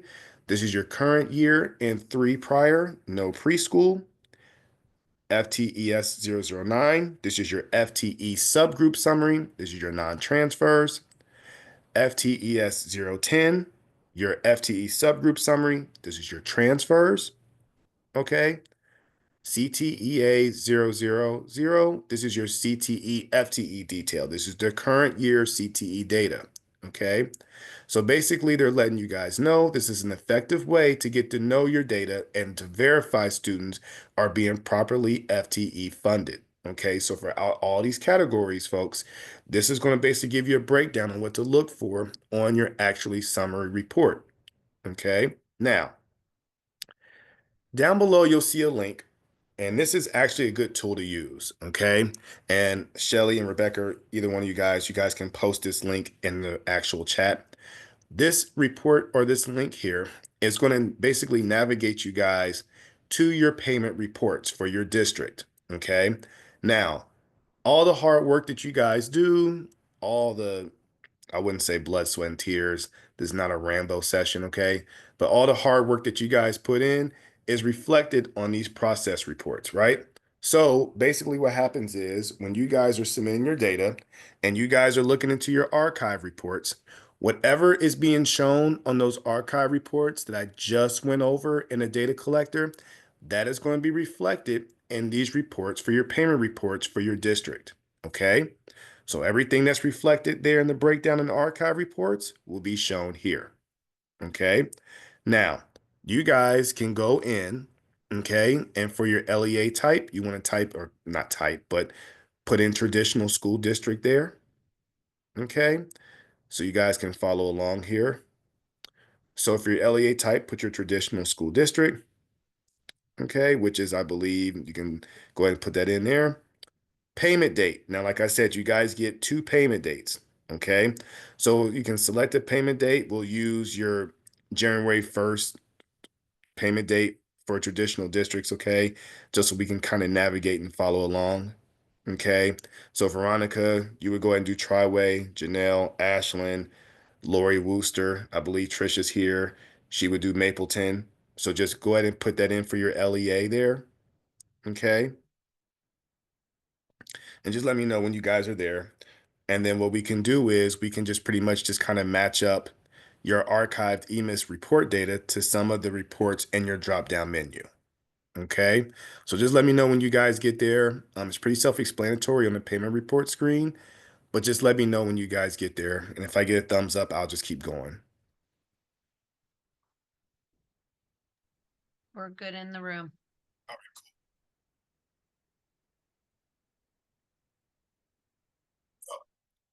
So the payment reports align with the EMIS reports, right? So for traditional districts, community STEM schools, and JVSs, the detailed school funding payment report, okay, is the SFPR, which is the K to 23. This is your current year data, okay? So you're going to see the detailed school funding payment report, the base cost, and other adjustments, okay? So base cost is going to be for prior 3 years. Other adjustments is going to be from preschool to 23, and this is going to be your current year data. So for traditional districts, okay, you're also going to see your preschool special education, which is your current year data, your educational service center deduction, which is your current year data, and this is for preschool, okay? Now, keep in mind that this is not a complete list of payment reports that contain EMIS data. Okay, so keep that in mind.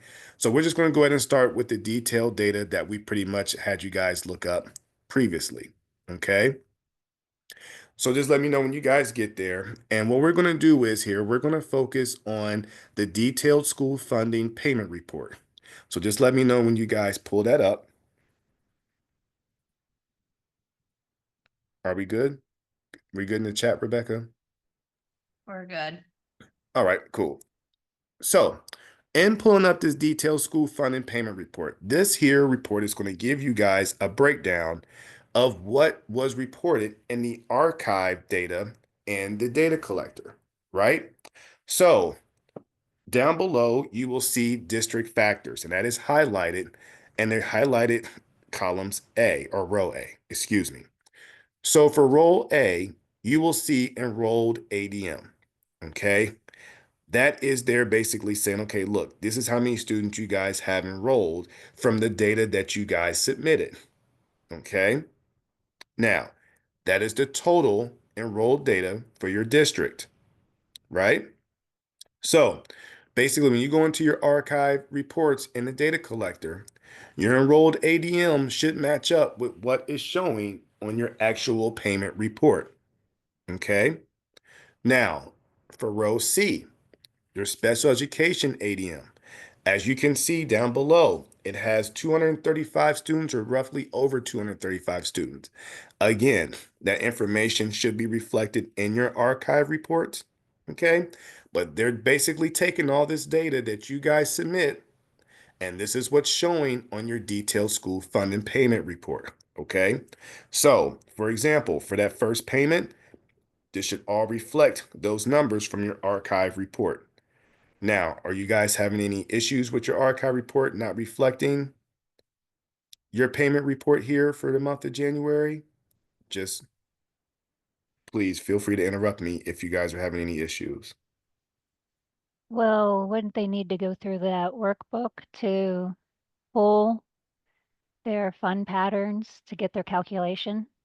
Well, actually, the enrolled ADM, that should be showing here in their actual archive report. You see what I'm saying? So what this is doing is here, this is basically kind of pulling the total enrolled, Rebecca, and then like their total special ed. So it's just basically kind of giving them a summary of what, their total FTEs are for enrolled and also for special ed. You see what I'm Well, saying? yeah, I get the two categories, but I don't think they can just do at a glance. Like, if you opened up the archived FTE detailed to detailed workbook, I thought that's where we calculate this. What report were you saying they would see this number, this enrolled ADM and sped? So that's going to be under their archive reports, and it should read here. And I'm going to go in my previous slide here so we can kind of look at what I'm talking about here. So you see here where it has their traditional payments here. Okay. Okay, You see what I'm okay, trying to say? So when yeah. they click on those actual reports, right, it should give them the totality. Now, what you're talking about, Rebecca, we'll go over later on. But because you're talking about sorting out the columns and then making those calculations, right? This Yeah, I here, jumped ahead. no, Yeah. no, no, you're fine. This is just basically giving you a breakdown of totality, which is going to reflect, if I scroll down here more, on this report here. You see what I'm saying? Does that make Yeah, sense? yeah. Okay, cool. And Janelle just asked, and Yes. just double check me that I answered her correctly. Hmm. Is an enrolled ADM in the example that's 2008.05? Is that referring to the number of students? Correct. So Yes. that's the totality, Janelle, of the total amount of students that's enrolled in your district currently at the moment. So if you're looking at your specific funding payment report, that enrolled ADM, that's all your kids there. Is Janelle cool? Is she cool? Now silent, so I don't know. No answer back yet, but Okay. I just want to make I'll sure let you Janelle's cool. know if Okay, she's okay. not. Okay, cool. So basically, like I said, that is giving you a breakdown of everything here, right? That's in your district. Okay. So So Janelle came back with her numbers are way off. they are. Huh. They could be off some. Like our demo is going to show you, it'll be off like by 3 students, but maybe Yeah. that would be something to dig into later with you, Janelle. And in making sure she looked in the right place, I guess. Yeah. And Janelle, I'll stay on whatever after two. If you want me to kind of break this down a little bit more, I can do that if she's cool with that. Oh, no, she's way off if she has 1.4 million. Yeah, and total, yeah, oh yeah. For district factors for row A? Yeah, I'm gonna pull that up. Let's see.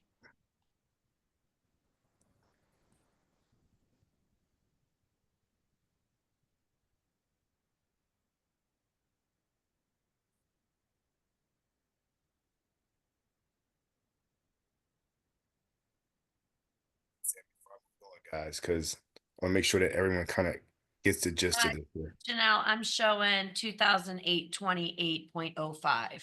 Oh goodness, I was about to have a heart attack here, guys. Don't do that to me back down here. Janelle, are you catching it where it says district factors in row A there? And For row- Trisha's helping out here is asking if she's looking below at the dollar amount, or Janelle replied maybe she pulled the wrong report. But yeah, that's why I was wanting to make sure we all knew Oh, which okay. report to see that totality number. Yeah, and I wasn't going to move. I just wanted to make sure before I moved on. I want to make sure everyone understands. You know what I mean? That's why I didn't want to rush through. You know what I mean? Because I just want to make sure everybody grasped what these reports, will show and everything. So if Janelle's cool, we'll move on. And like I said, Janelle, pay attention to the detailed school funding payment report, the SFPR. Tim, exactly what report? So you're looking at row A, the Hmm. AEM. Correct. And what archive report are you pulling up to compare them? So I'm going to go into that here in these next Okay. slides here. Yeah, I just want to let everybody show an enrolled ADM. This is the totality of the kids that they're showing for the district, right? And then it breaks down like special ed, 235, and we'll go into that here as we go, as we go on.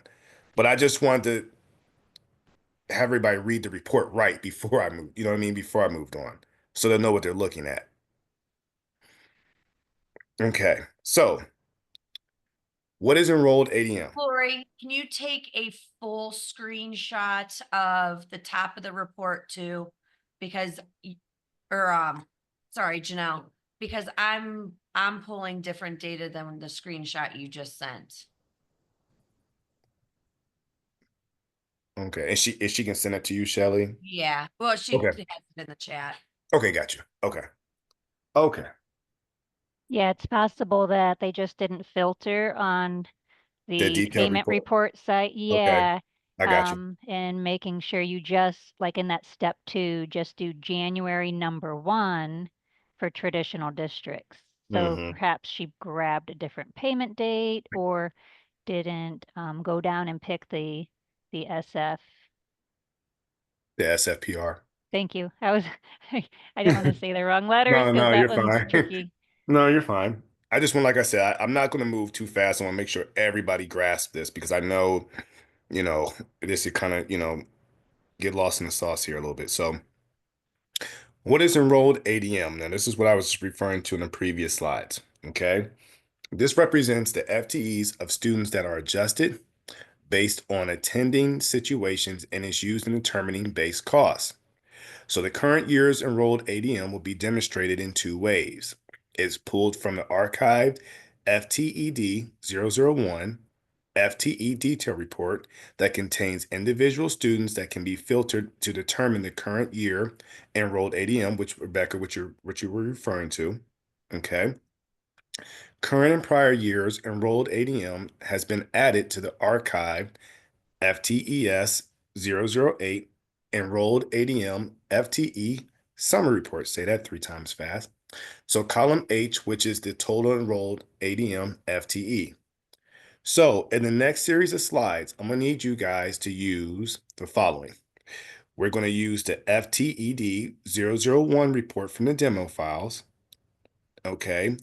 And we're going to add them to the FY25 archived FTE detailed SFPR workbook to identify the enrolled ADM and special education ADM. So let me know if you guys have your FTED-001 demo files before I even move on. Make sure that we download those, okay? And then the workbook sheet as well.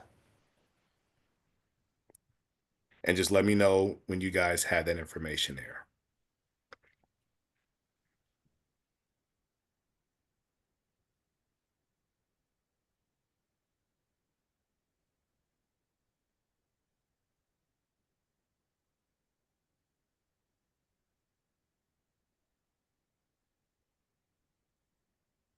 The FTED-001 should read as follows. This is the demo file here.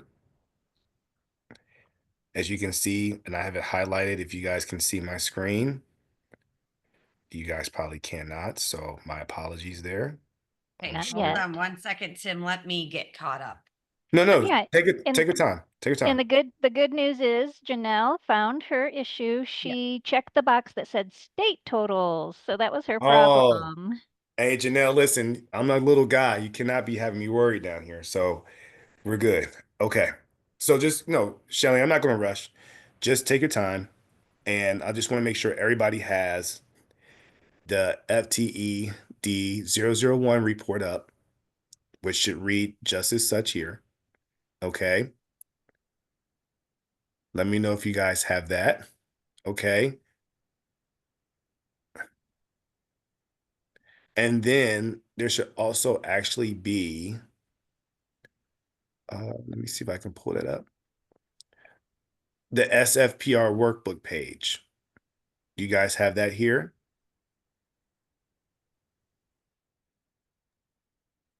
And I do suggest if you guys are using the demo files to download them, so you can work directly in Excel. The way that we had posted them, it kind of opens in sheets, kind of like a non-full sheet. So you'll probably want to make sure you download them. Yeah, and Shelly, just let me know if you're cool. I just I'm wanna, good. okay, But good. make sure everybody else has. Veronica, are you good? You got. Yeah, you got. Yeah. Just go to file and then download. Okay. Yeah. Just want to see if you guys have it before I move on because I know this is Yeah. we're getting to the nitty gritty here with the math and calculations and all that stuff.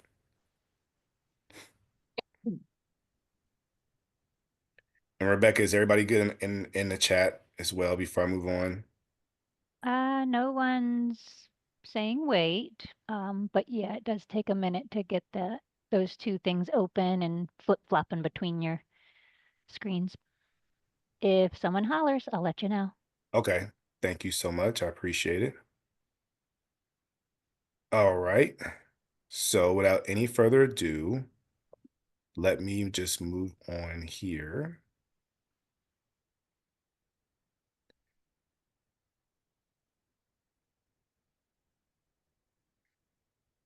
Okay. So what we're going to do is here, as you can see on the screen here, we're going to use the archived FTE detail report, okay? And we're going to filter on each combination of the fund pattern code. So let me know if you guys locate the fund pattern code, which is going to be, here they have it on the worksheet here, okay? But on the archived FTE detail report, we're going to go ahead and use the actual fund pattern codes. So let's go to the actual report here and locate those actual fund pattern codes. And let me know if you guys are on the same page here.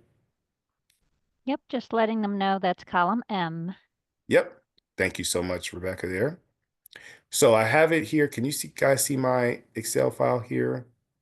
Excel, no, we're seeing your slide. Okay. Sorry about that, Shelly. Let me go ahead and get on point here.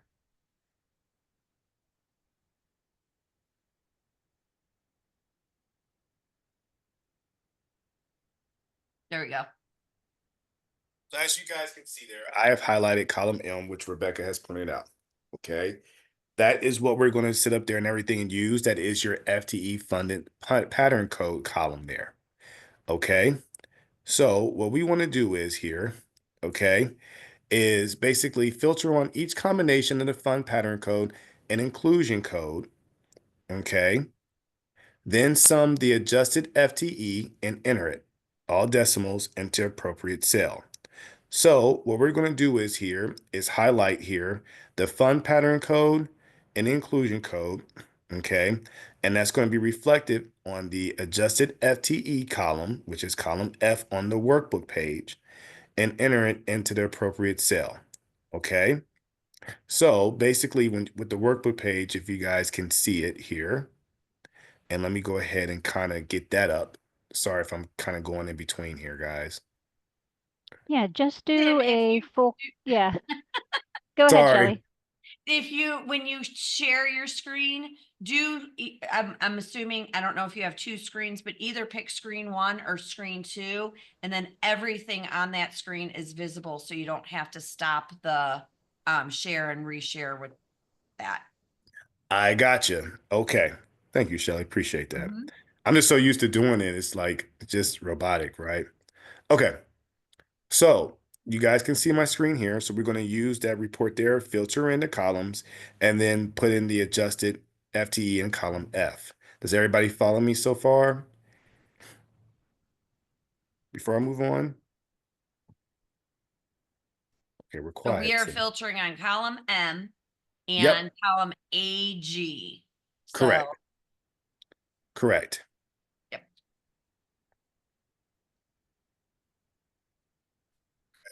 So for each column and fund pattern in your inclusion code, okay, it should basically be able to provide for the following fund patterns, okay, the adjusted FTEs in column F.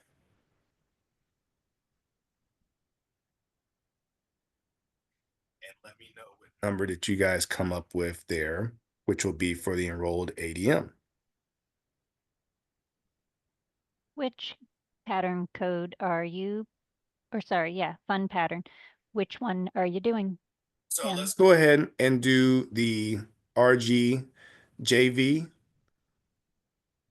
That's a good one because it has full and part. Yeah, yeah. And then what we can do is here we can determine the full, right? And then we can determine the part. Okay. So we want to go ahead and use your filters to go ahead and do the full and do the part as well. Do you have your sheet open if you can pull that over to your window? Yeah, let's see here.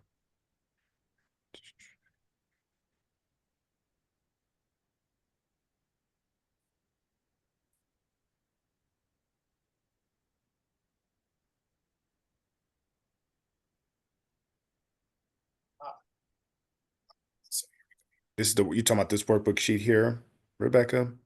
No, the source spreadsheet that maybe you didn't, the 2025 S1 traditional FTE, the 001, January, number one. I can All keep right. going, but that demo file, it's the one where we're telling them the M and the AG columns. I'd have thought maybe you had downloaded that. Yeah, I downloaded it here. Let's see here. So you want to sort, and let's go ahead and sort here. Filter, get your RG. I guess that's what we're not seeing. I hear you going through it, but we're not seeing it. Oh my goodness. What's going We're on? we're seeing the Google sheet of the workbook. Okay, hold on here. Ah, I don't have it. Okay, it's downloaded, but it's not. So don't break my legs yet, Shelly. I'm sorry. I'm gonna go back in and then I'll go ahead and do what you told me to do earlier. But you see this sheet here? You guys see it now? Beautiful. Thank Okay, you. no That's it. problem. Yeah, you had it a minute ago. Yeah, I don't know what happened. Okay. So as you can see in column M, I sorted and I have all my RG JVs there. You see it there? And it's highlighted. Okay. Now we want to go all the way over to what Shelly pinpointed here. And as you can see, you have your fulls. Doo -doo -doo -doo -doo. Oh.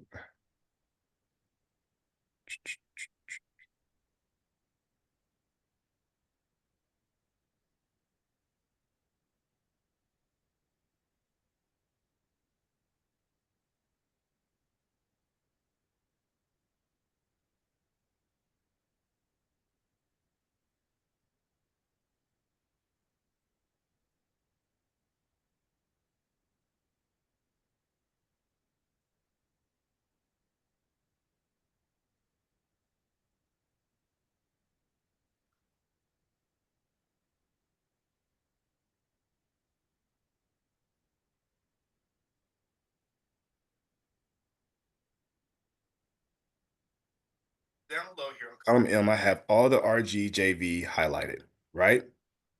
And then as Shelly mentioned before, you want to scroll over, and in columns AG, you will see where it says full. So it has all your full, okay? And then you have some part-times mixed in, which I believe is a couple of them. Rebecca, just help me out You here. want those separate, so you just want to filter out your full. Right. So let's see here.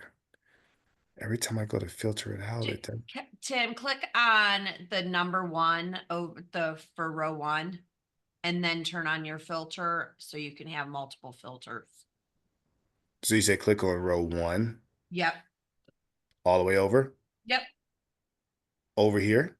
Yeah, on the actual number one, not A. Sorry. Yep, there you go. Now click on your sort and filter and All turn right. on your filter button. Gotcha. There you go. Now you There can we have go. multiple filters. There you go. So thank you, Shelly. I just had a brain freeze. Thank you. Okay. So let's go over to column M. Oh, did I do? I just It undid it. doesn't look like your filter's on. Try it again. And click a sort and filter. And then click Filter on there. filter. There you Yeah, go. there we go. There we go. So RGJV for column M. And then for column AG, I'm gonna go over here. And we have selected, let's go ahead and put full first because we're going to do the full calculations there. Okay. So this is all the RGJV at full. Okay. And it should have a number down below. So select column Q, which is your adjusted FTE. And then in the bottom, it will show the sum like you Right. did earlier. And it should be like 1,000. It's 7, yep, 1,790, 481, 209. Yep. And for some of you on Zoom, depending if the toolbar is across the bottom, you might not be seeing the bottom of Tim's screen. But if you do it on yourself, if you select column Q, you should see that sum at the bottom. And let me know if you guys in the chat have that number there, the 1790 for, excuse me, 1790.48. 1209.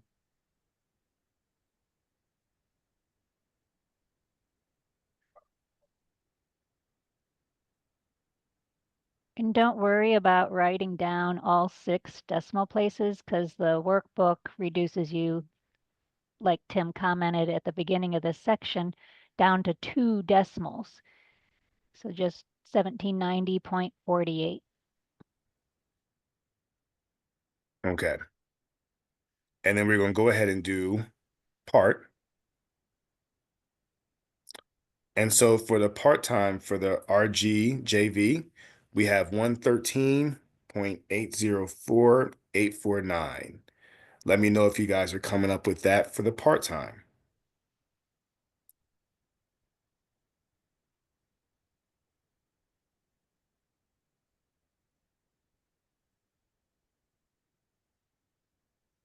And again, if you guys are doing this on your own or with your own data, you might have different numbers. This is just Correct. the demo demo file. that we're pulling this from. Right. Tim, can you scroll down to the end of column Q, like the Yes, bottom of sure. your sheet? Sure.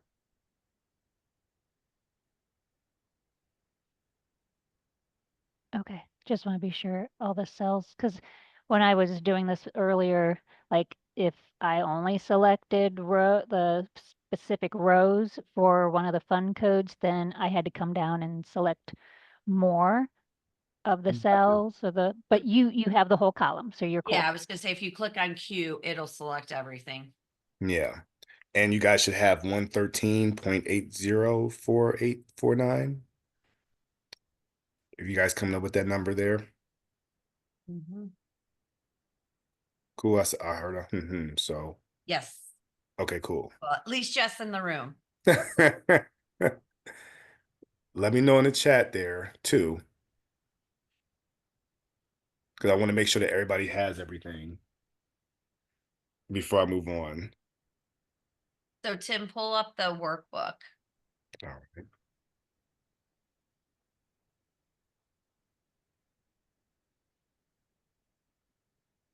So they can see where they're putting these numbers in and how it'll do the calculation for I them. got you. I thought I had it. You did Oh my goodness. you just had it open. Yeah, I just had it open. Okay, you know what? You guys gonna have to just curse me out later. Sorry. It's okay. All It's right. in one of your browser tabs. Yeah, I'm sorry. Yeah, Yay! there we go. Okay. So So, then, yeah, so then go you ahead, can Shelley. see the two different locations where you're putting these numbers in, whether it's the demo numbers or your numbers. Correct. So you see here where it has the RGJV full and the inclusion code. You would go ahead and put those numbers in those columns there for the adjusted FTE there. Okay. And then, like I said before, in row 19, you'll see RGJV part.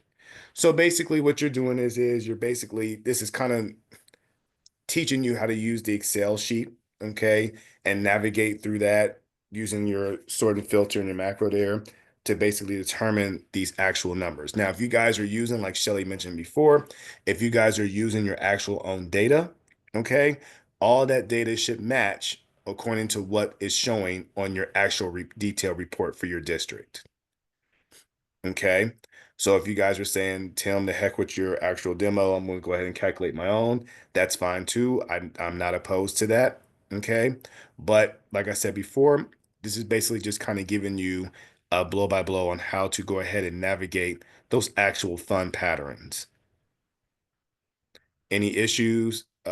Lori, Veronica, Trisha, Janelle?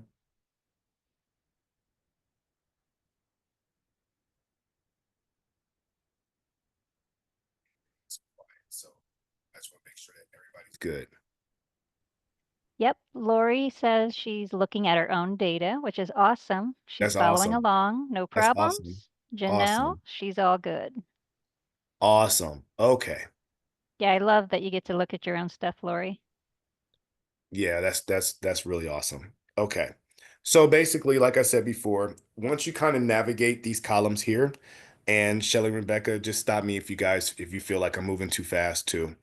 But when you're basically using these funding patterns, you guys can basically navigate yourselves and say, okay, look, let me calculate the full, let me calculate the part-time and come up with your totals, okay, which will basically be the totals that are represented on your actual report, okay? Now, like I said before, there could be instances where you're saying, Tim, this doesn't look right. I'm kind of doing all this here. It's kind of low or whatever the case may be. All this information is derived from the information that you're submitting in Dazzle and Insist. So it's very imperative that you make sure that all this information aligns so you can get the most accurate data possible to actually get your district funding. Okay. I'm going to keep emphasizing that because this here is imperative that you guys basically know all this thing. So if someone comes to you and say, hey, what's going on with this? We can say, look, I had this many part-time, I had this many full-time. Okay. Whether it be for RGJV, whether it be for your OJJV, wherever the case may be, whatever funding pattern, you guys can go in and know the calculations to determine what sort of funding that your district is going to get. Any questions about this worksheet here so far before we move on? And Trisha's also using her own data, so Oh, kudos Trisha's to awesome. Trisha. That is awesome. I I did love want hearing that. to I did want to make a comment. So like if Tim was to go through all the different fun patterns for the demo, which we don't want to make you guys watch that, but the total ends up, and I put a screenshot in our Zoom chat. It's at 2005.81. So if he went back to slide 40 and compared, he's going to be off by like not quite 3 students. And right, Tim, because you said Correct. depending on the timing, you may not have a perfect match. Correct. That's absolutely right. So it could throw you off just by a little bit, just by a couple decimals, but that's okay. Okay, that's not, like I said, the end of the world. That's not saying that your data that you reported is not right. It could just be, you know what I'm saying, something small that can throw it off by a little bit. So I don't want you guys to be alarmed or whatnot or go into a tits, all right? So um, how many of you guys are using your own data? Just so I won't be talking in tongues here. I know Janelle, Trisha, Lori. Is Veronica using hers too, Shelly? Veronica's using the demo. Okay, she's using okay, okay. Everybody in Zoom is using their own data. Okay, great. Hey, that is awesome. Okay, cool. Now, for special ed, as you can see here on the detailed SFPR report there, okay, you can basically use, okay, the archive FT detail report, which is what we're using for the 001 report. Filter on each combination of the fund pattern code and inclusion code, then sum the adjusted special education CAT or FTE and enter it all decimals into appropriate cell. So Veronica, this would apply to you, okay? And using your FTED-001, the demo file there, okay? And I'm gonna go to mine here.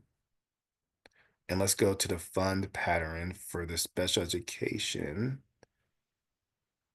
Hold on here.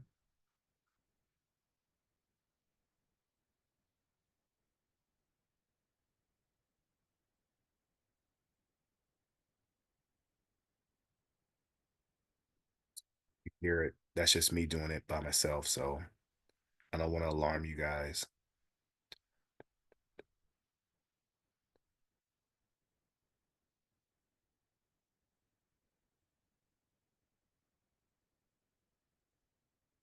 Oh, and Shelly, you can let me know too once you find it. Just give me a thumbs up or let me know. For the special education ADM, let me know if you find that there so we can kind of go over The that as well. FTE, it's in column R. Yeah. Thank you, Shelly.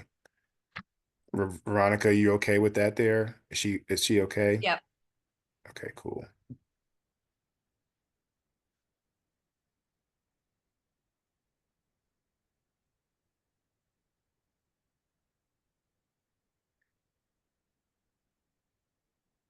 Okay. And then we want to go to the funding pattern there for them special education ADMs. So let's go over to that column as well. And it's really for Veronica. I know the other people are using their own data there. But And it'll still be the same column, so it doesn't yeah, matter. gotcha. And she can give me a thumbs up with Veronica just so I want to make sure that she's following everything there. Yep. Yeah. Okay, cool. Okay, so let's focus on like I said, we can do the RGJV again. Um, and let's go ahead and do the full and just go ahead and just, map that out there and just let me know when she has that there.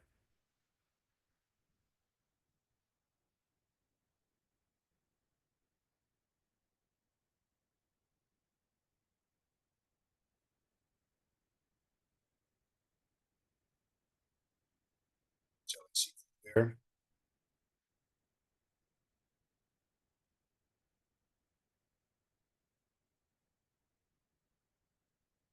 Shelly cool there. I'm sorry, is Veronica cool there, Shelly? Yeah. Sorry. Good. Okay, cool. So what number do you have, Veronica? Just to see if she has it there or if The she's on point there. 224.98. Yep, absolutely. Yep.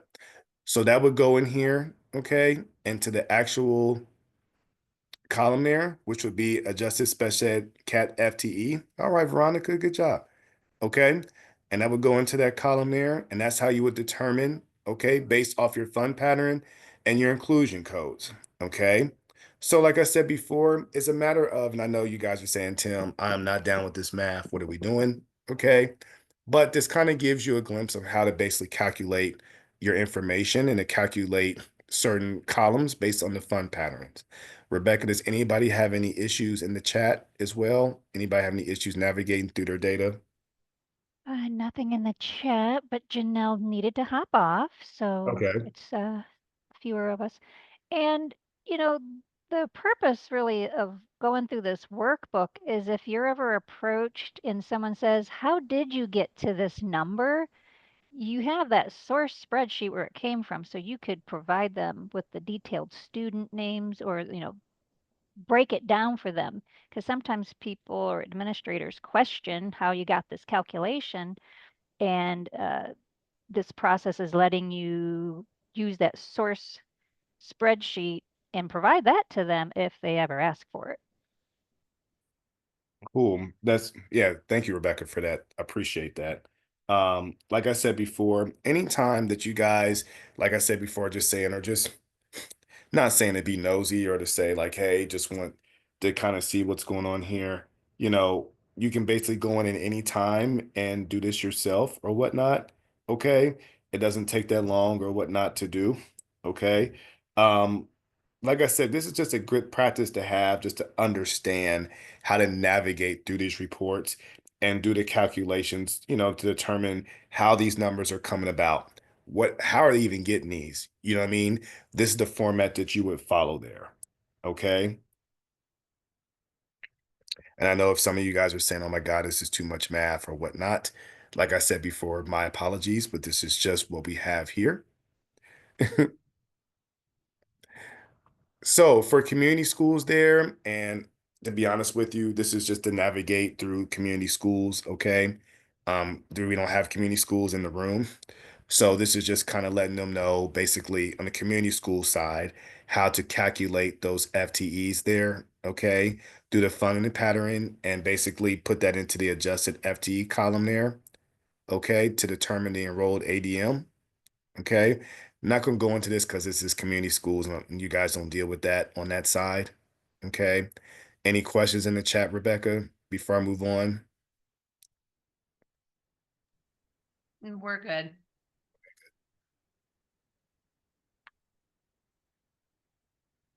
And we Okay. don't have any JVSs in the Yeah, I room was going to say, either. okay.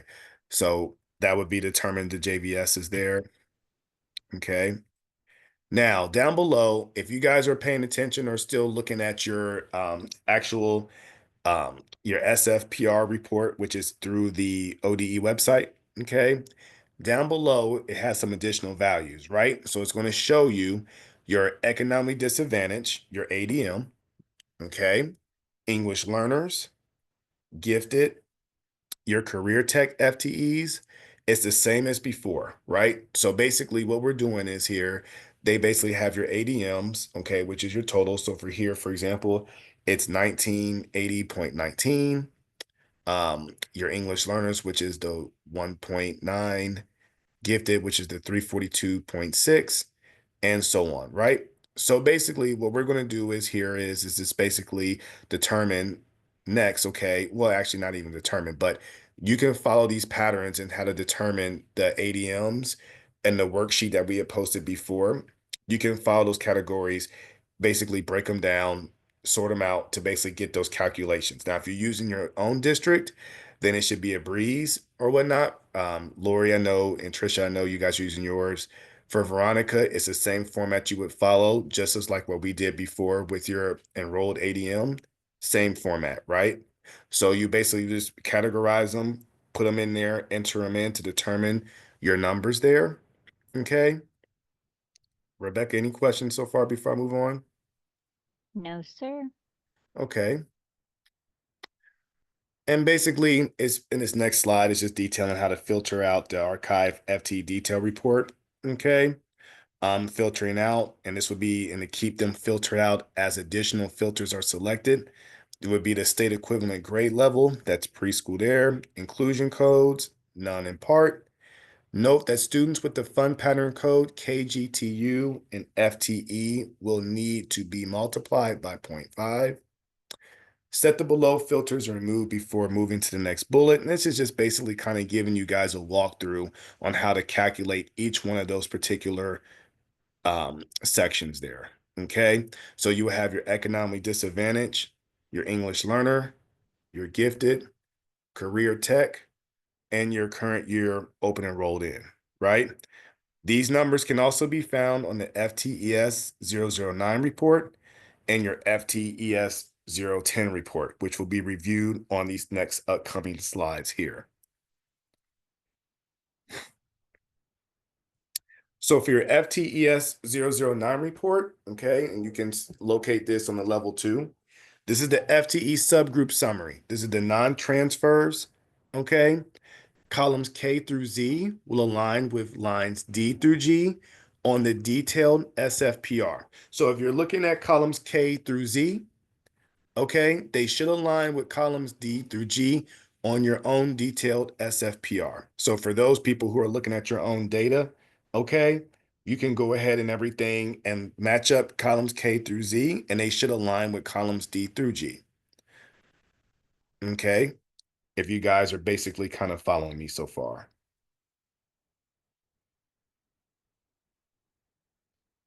And I don't hear anything, so I'm assuming that we're good.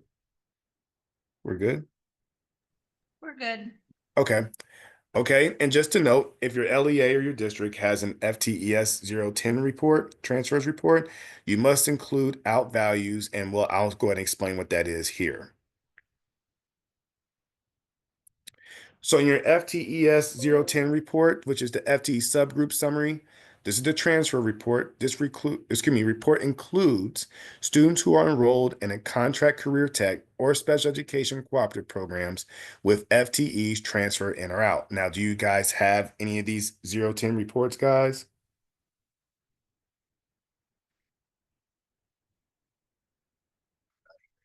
So I'm assuming Lori yes. said yes. Okay. Veronica's looking.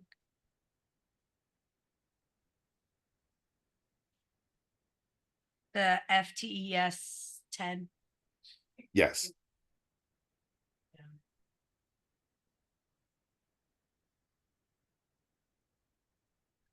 Okay. So if you guys do, She okay. has the 9, but not the 10. Okay, cool. So that isn't okay. So if Yep. you guys don't have it, do not panic or whatnot.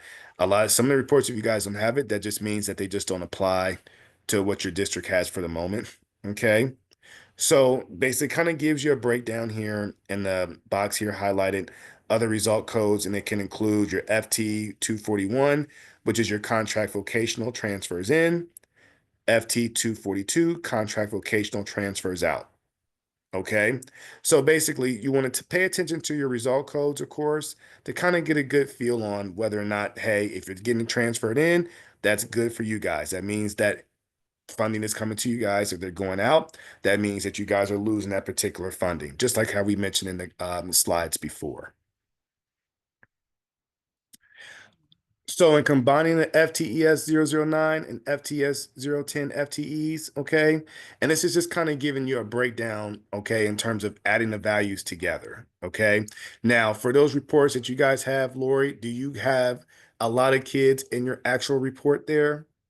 Just curious.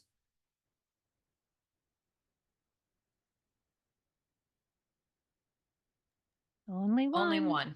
Yeah, I was Yay. gonna say these are rare occurrences, and I don't want to kind of harp on this because it's rare. You guys may only have maybe 1 to 2 kids that these reports are generated, you know what I mean, to where it shows any students in there. Okay. So this is just kind of giving you a breakdown on how to combine these two reports, okay, and basically getting the values to match. And we're going to go over this here on this next slide here. Like I said before, it's not, I'll put it like this.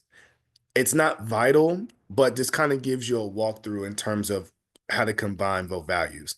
Veronica, do you have any students as well, or a lot of kids on the report? She didn't have the 10. Okay, didn't have 10. Okay.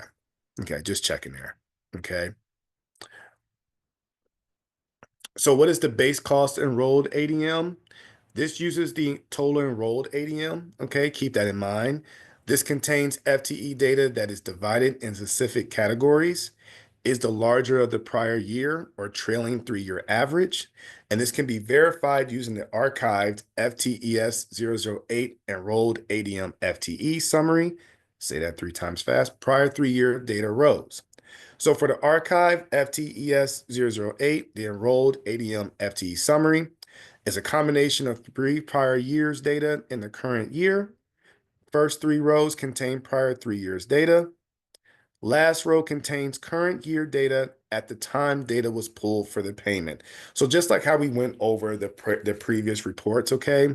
What you want to do is pay attention to your current submission, your prior submission, which of course is going to give you the differences in the FTEs, okay? And determining whether or not there was a difference or a slight adjustment, okay?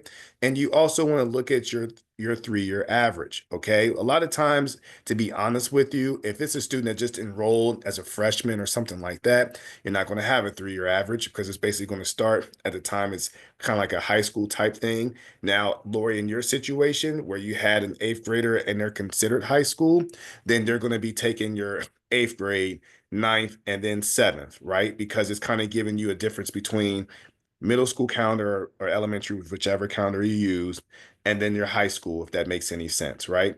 So your base cost ADM may be off slightly based off the calendars that you submitted.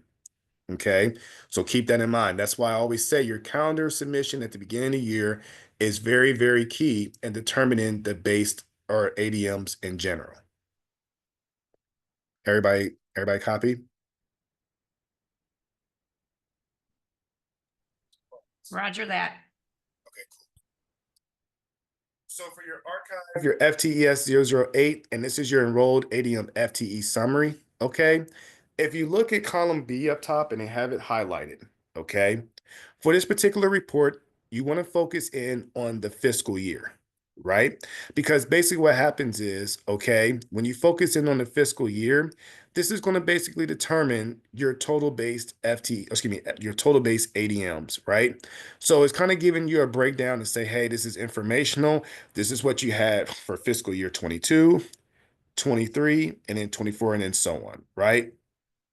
Columns I through Q, which is at the bottom, gives you a more expanded breakdown, right? So for example, Lori, I know you mentioned before that you want to see kind of a more detailed, report according to grades. This kind of will give you in columns I through Q on this particular report, a more expanded version of what grades to basically look out for. So you have your KG in column J, grades 1 through 3 in columns K, L 4 through 8, M 9 through 12. So it kind of gives you a breakdown in terms of each particular FTE and in terms of what grade range, right? So I know it's kind of broad, but it kind of gives you a perspective of what you're looking at to determine like, hey, why is this off? Okay, this is perfect. Okay, let me move on. You see what I'm saying? So you guys, if you have a slow dip or something like that in terms of a difference, just look at the reports that you have to kind of determine like, hey, why is this way? What can I look at in terms of just diving into a particular grade? Any questions with that so far?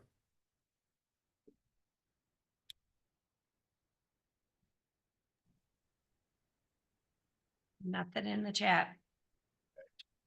So for example, or whatnot, they do give, like I said before, the calculations for the enrolled ADM FTE in column H for FY25. Okay. For traditional districts, okay? So basically what it's doing is here is basically showing in slide 40, as you can see in column H down below, 2008.04634 matches what's in the enrolled ADM in slide 40. So in this particular report should match up. And for you districts that were using your own data, this particular report should match up with what is showing on the actual site for them actual enrolled ADMs. Okay, I want to pinpoint that out. So that should match. So if you guys are off a little bit, let me know, but that should match according to what is shown on this actual summary report. Any questions?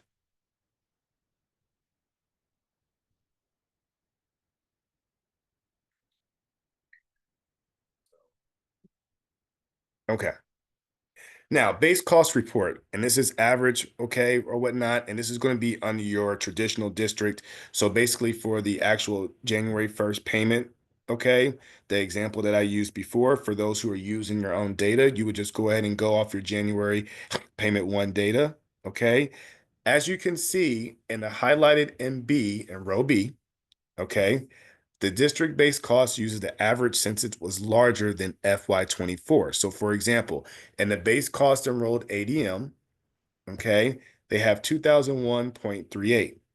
if FY24 B3, which is the enrolled ADM FY24, was higher than the average, it would be used for the base cost ADM. Okay. So what they're doing is they're taking this average here and coming up with the 2001.38. Okay. But if B3 was higher than the average, it would be used. So if you have row 3 and B3 that's higher, they're going to use that number. Okay.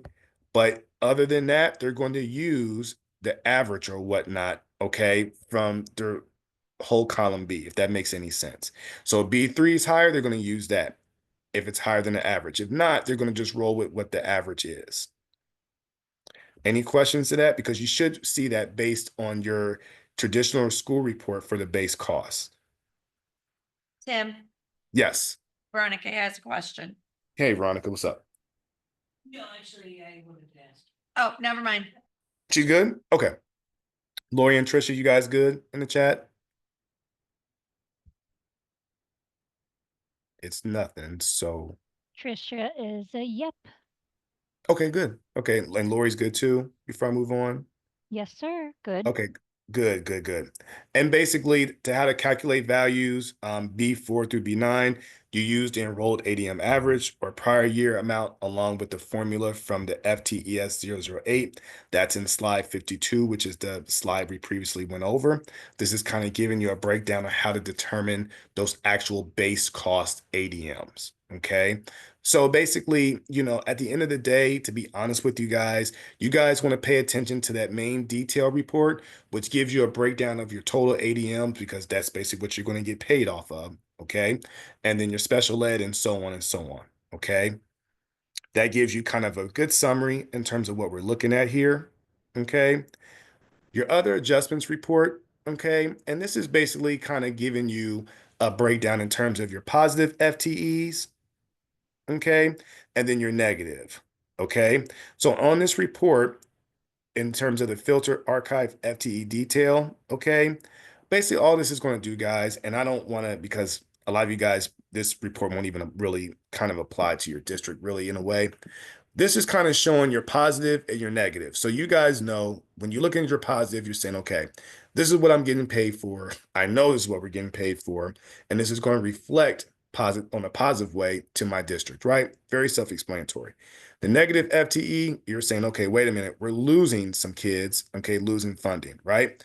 So basically with this, you have your categories, which you have your CTE, and then you have your special ed. So what we want to do is make sure when you do have any negative information in the negative FTE, go back in your CTE categories and go back to your special ed and Dazzle.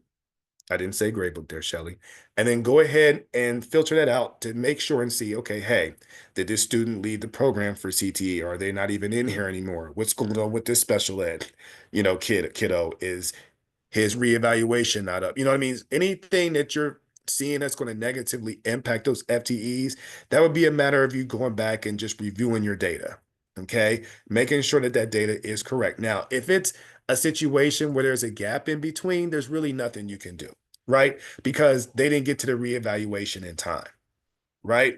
But if there's a situation where that reevaluation took place the day after the initial IEP was up, great. That means that you're not losing any days of funding, right? Now, is that a daily occurrence? No. Does that happen? Yes. A lot of you EMIS coordinators know that. So you just want to make sure that you stay on top of that when it comes to this sort of situation here on your other adjustments report. Questions about this before I move on? Yes, no? Rebecca, you good? I think we're all good. All right. For the FTES, your 010, this is your subgroup summary, okay? This is just basically kind of letting you know how to navigate through your result codes, okay? And it's also in columns G, as you can see, it gives you a result description, okay? So I'll let you know, like, hey, I had these special ed cooperative transfers in, which we also know means a positive, right? And if they transferred out, we also know that, hey, we're going to be losing something, right? So this is just a matter of just making sure that you're checking this report just to make sure that all that information matches up, to make sure that your district is getting every bit of possible piece of funding that you guys can. Okay.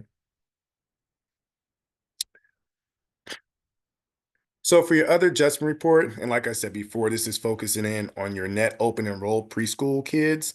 I don't know if a lot of you guys have any issues or any kids related to this, okay? But for your pre-K, this kind of gives you a way to navigate through the actual funding. Now, in pre-K, as we all know, you only have two funding sources, right? So you have your special ed and then you have your grant funding. So you want to make sure that if they are getting grant funding, I'm sorry, or special ed funding, make sure that they have the particular special ed code so you guys can get the appropriate funding, right? If you guys don't have the right code, of course, you know that is a difference in funding for your district. So this is just a layout of how you would look at that in terms of where it says highlighted your pre-K special ed FTEs, right? And then your special ed 1, 2. So it's breaking down the categories for special ed to determine, okay, are they category 1, 2, and all the other good stuff there. And you guys are well aware that each column is a difference in funding, right? So we want to make sure that those columns align with what that pre-K student has. Okay. Any questions pertaining to this here? It's very self-explanatory. Down below, it gives you the positive FTE there. Okay, which is what you're going to be getting for a kiddo if you were to have that actual special ed code there for that particular student. Okay. Very self-explanatory, but just wanted to kind of give you guys a glimpse of what you'll be looking at here. Okay. For your preschool special education report, I always recommend for traditional districts to please download this report. Now, for you kiddos or for you districts that have a lot of kiddos that are on special ed, this is the report for you because this will be a great way for you guys to track the FTEs in your district, right? Now, if you guys do not have a lot of preschool kiddos on special ed and it's just 2 or 3, you can just glance at this from time to time whenever you guys get your foundation payments, just to make sure that those 3 kiddos you have, those 3 you're getting funding for. For those districts that have a lot of FTEs and everything, this is going to be your diary page, okay?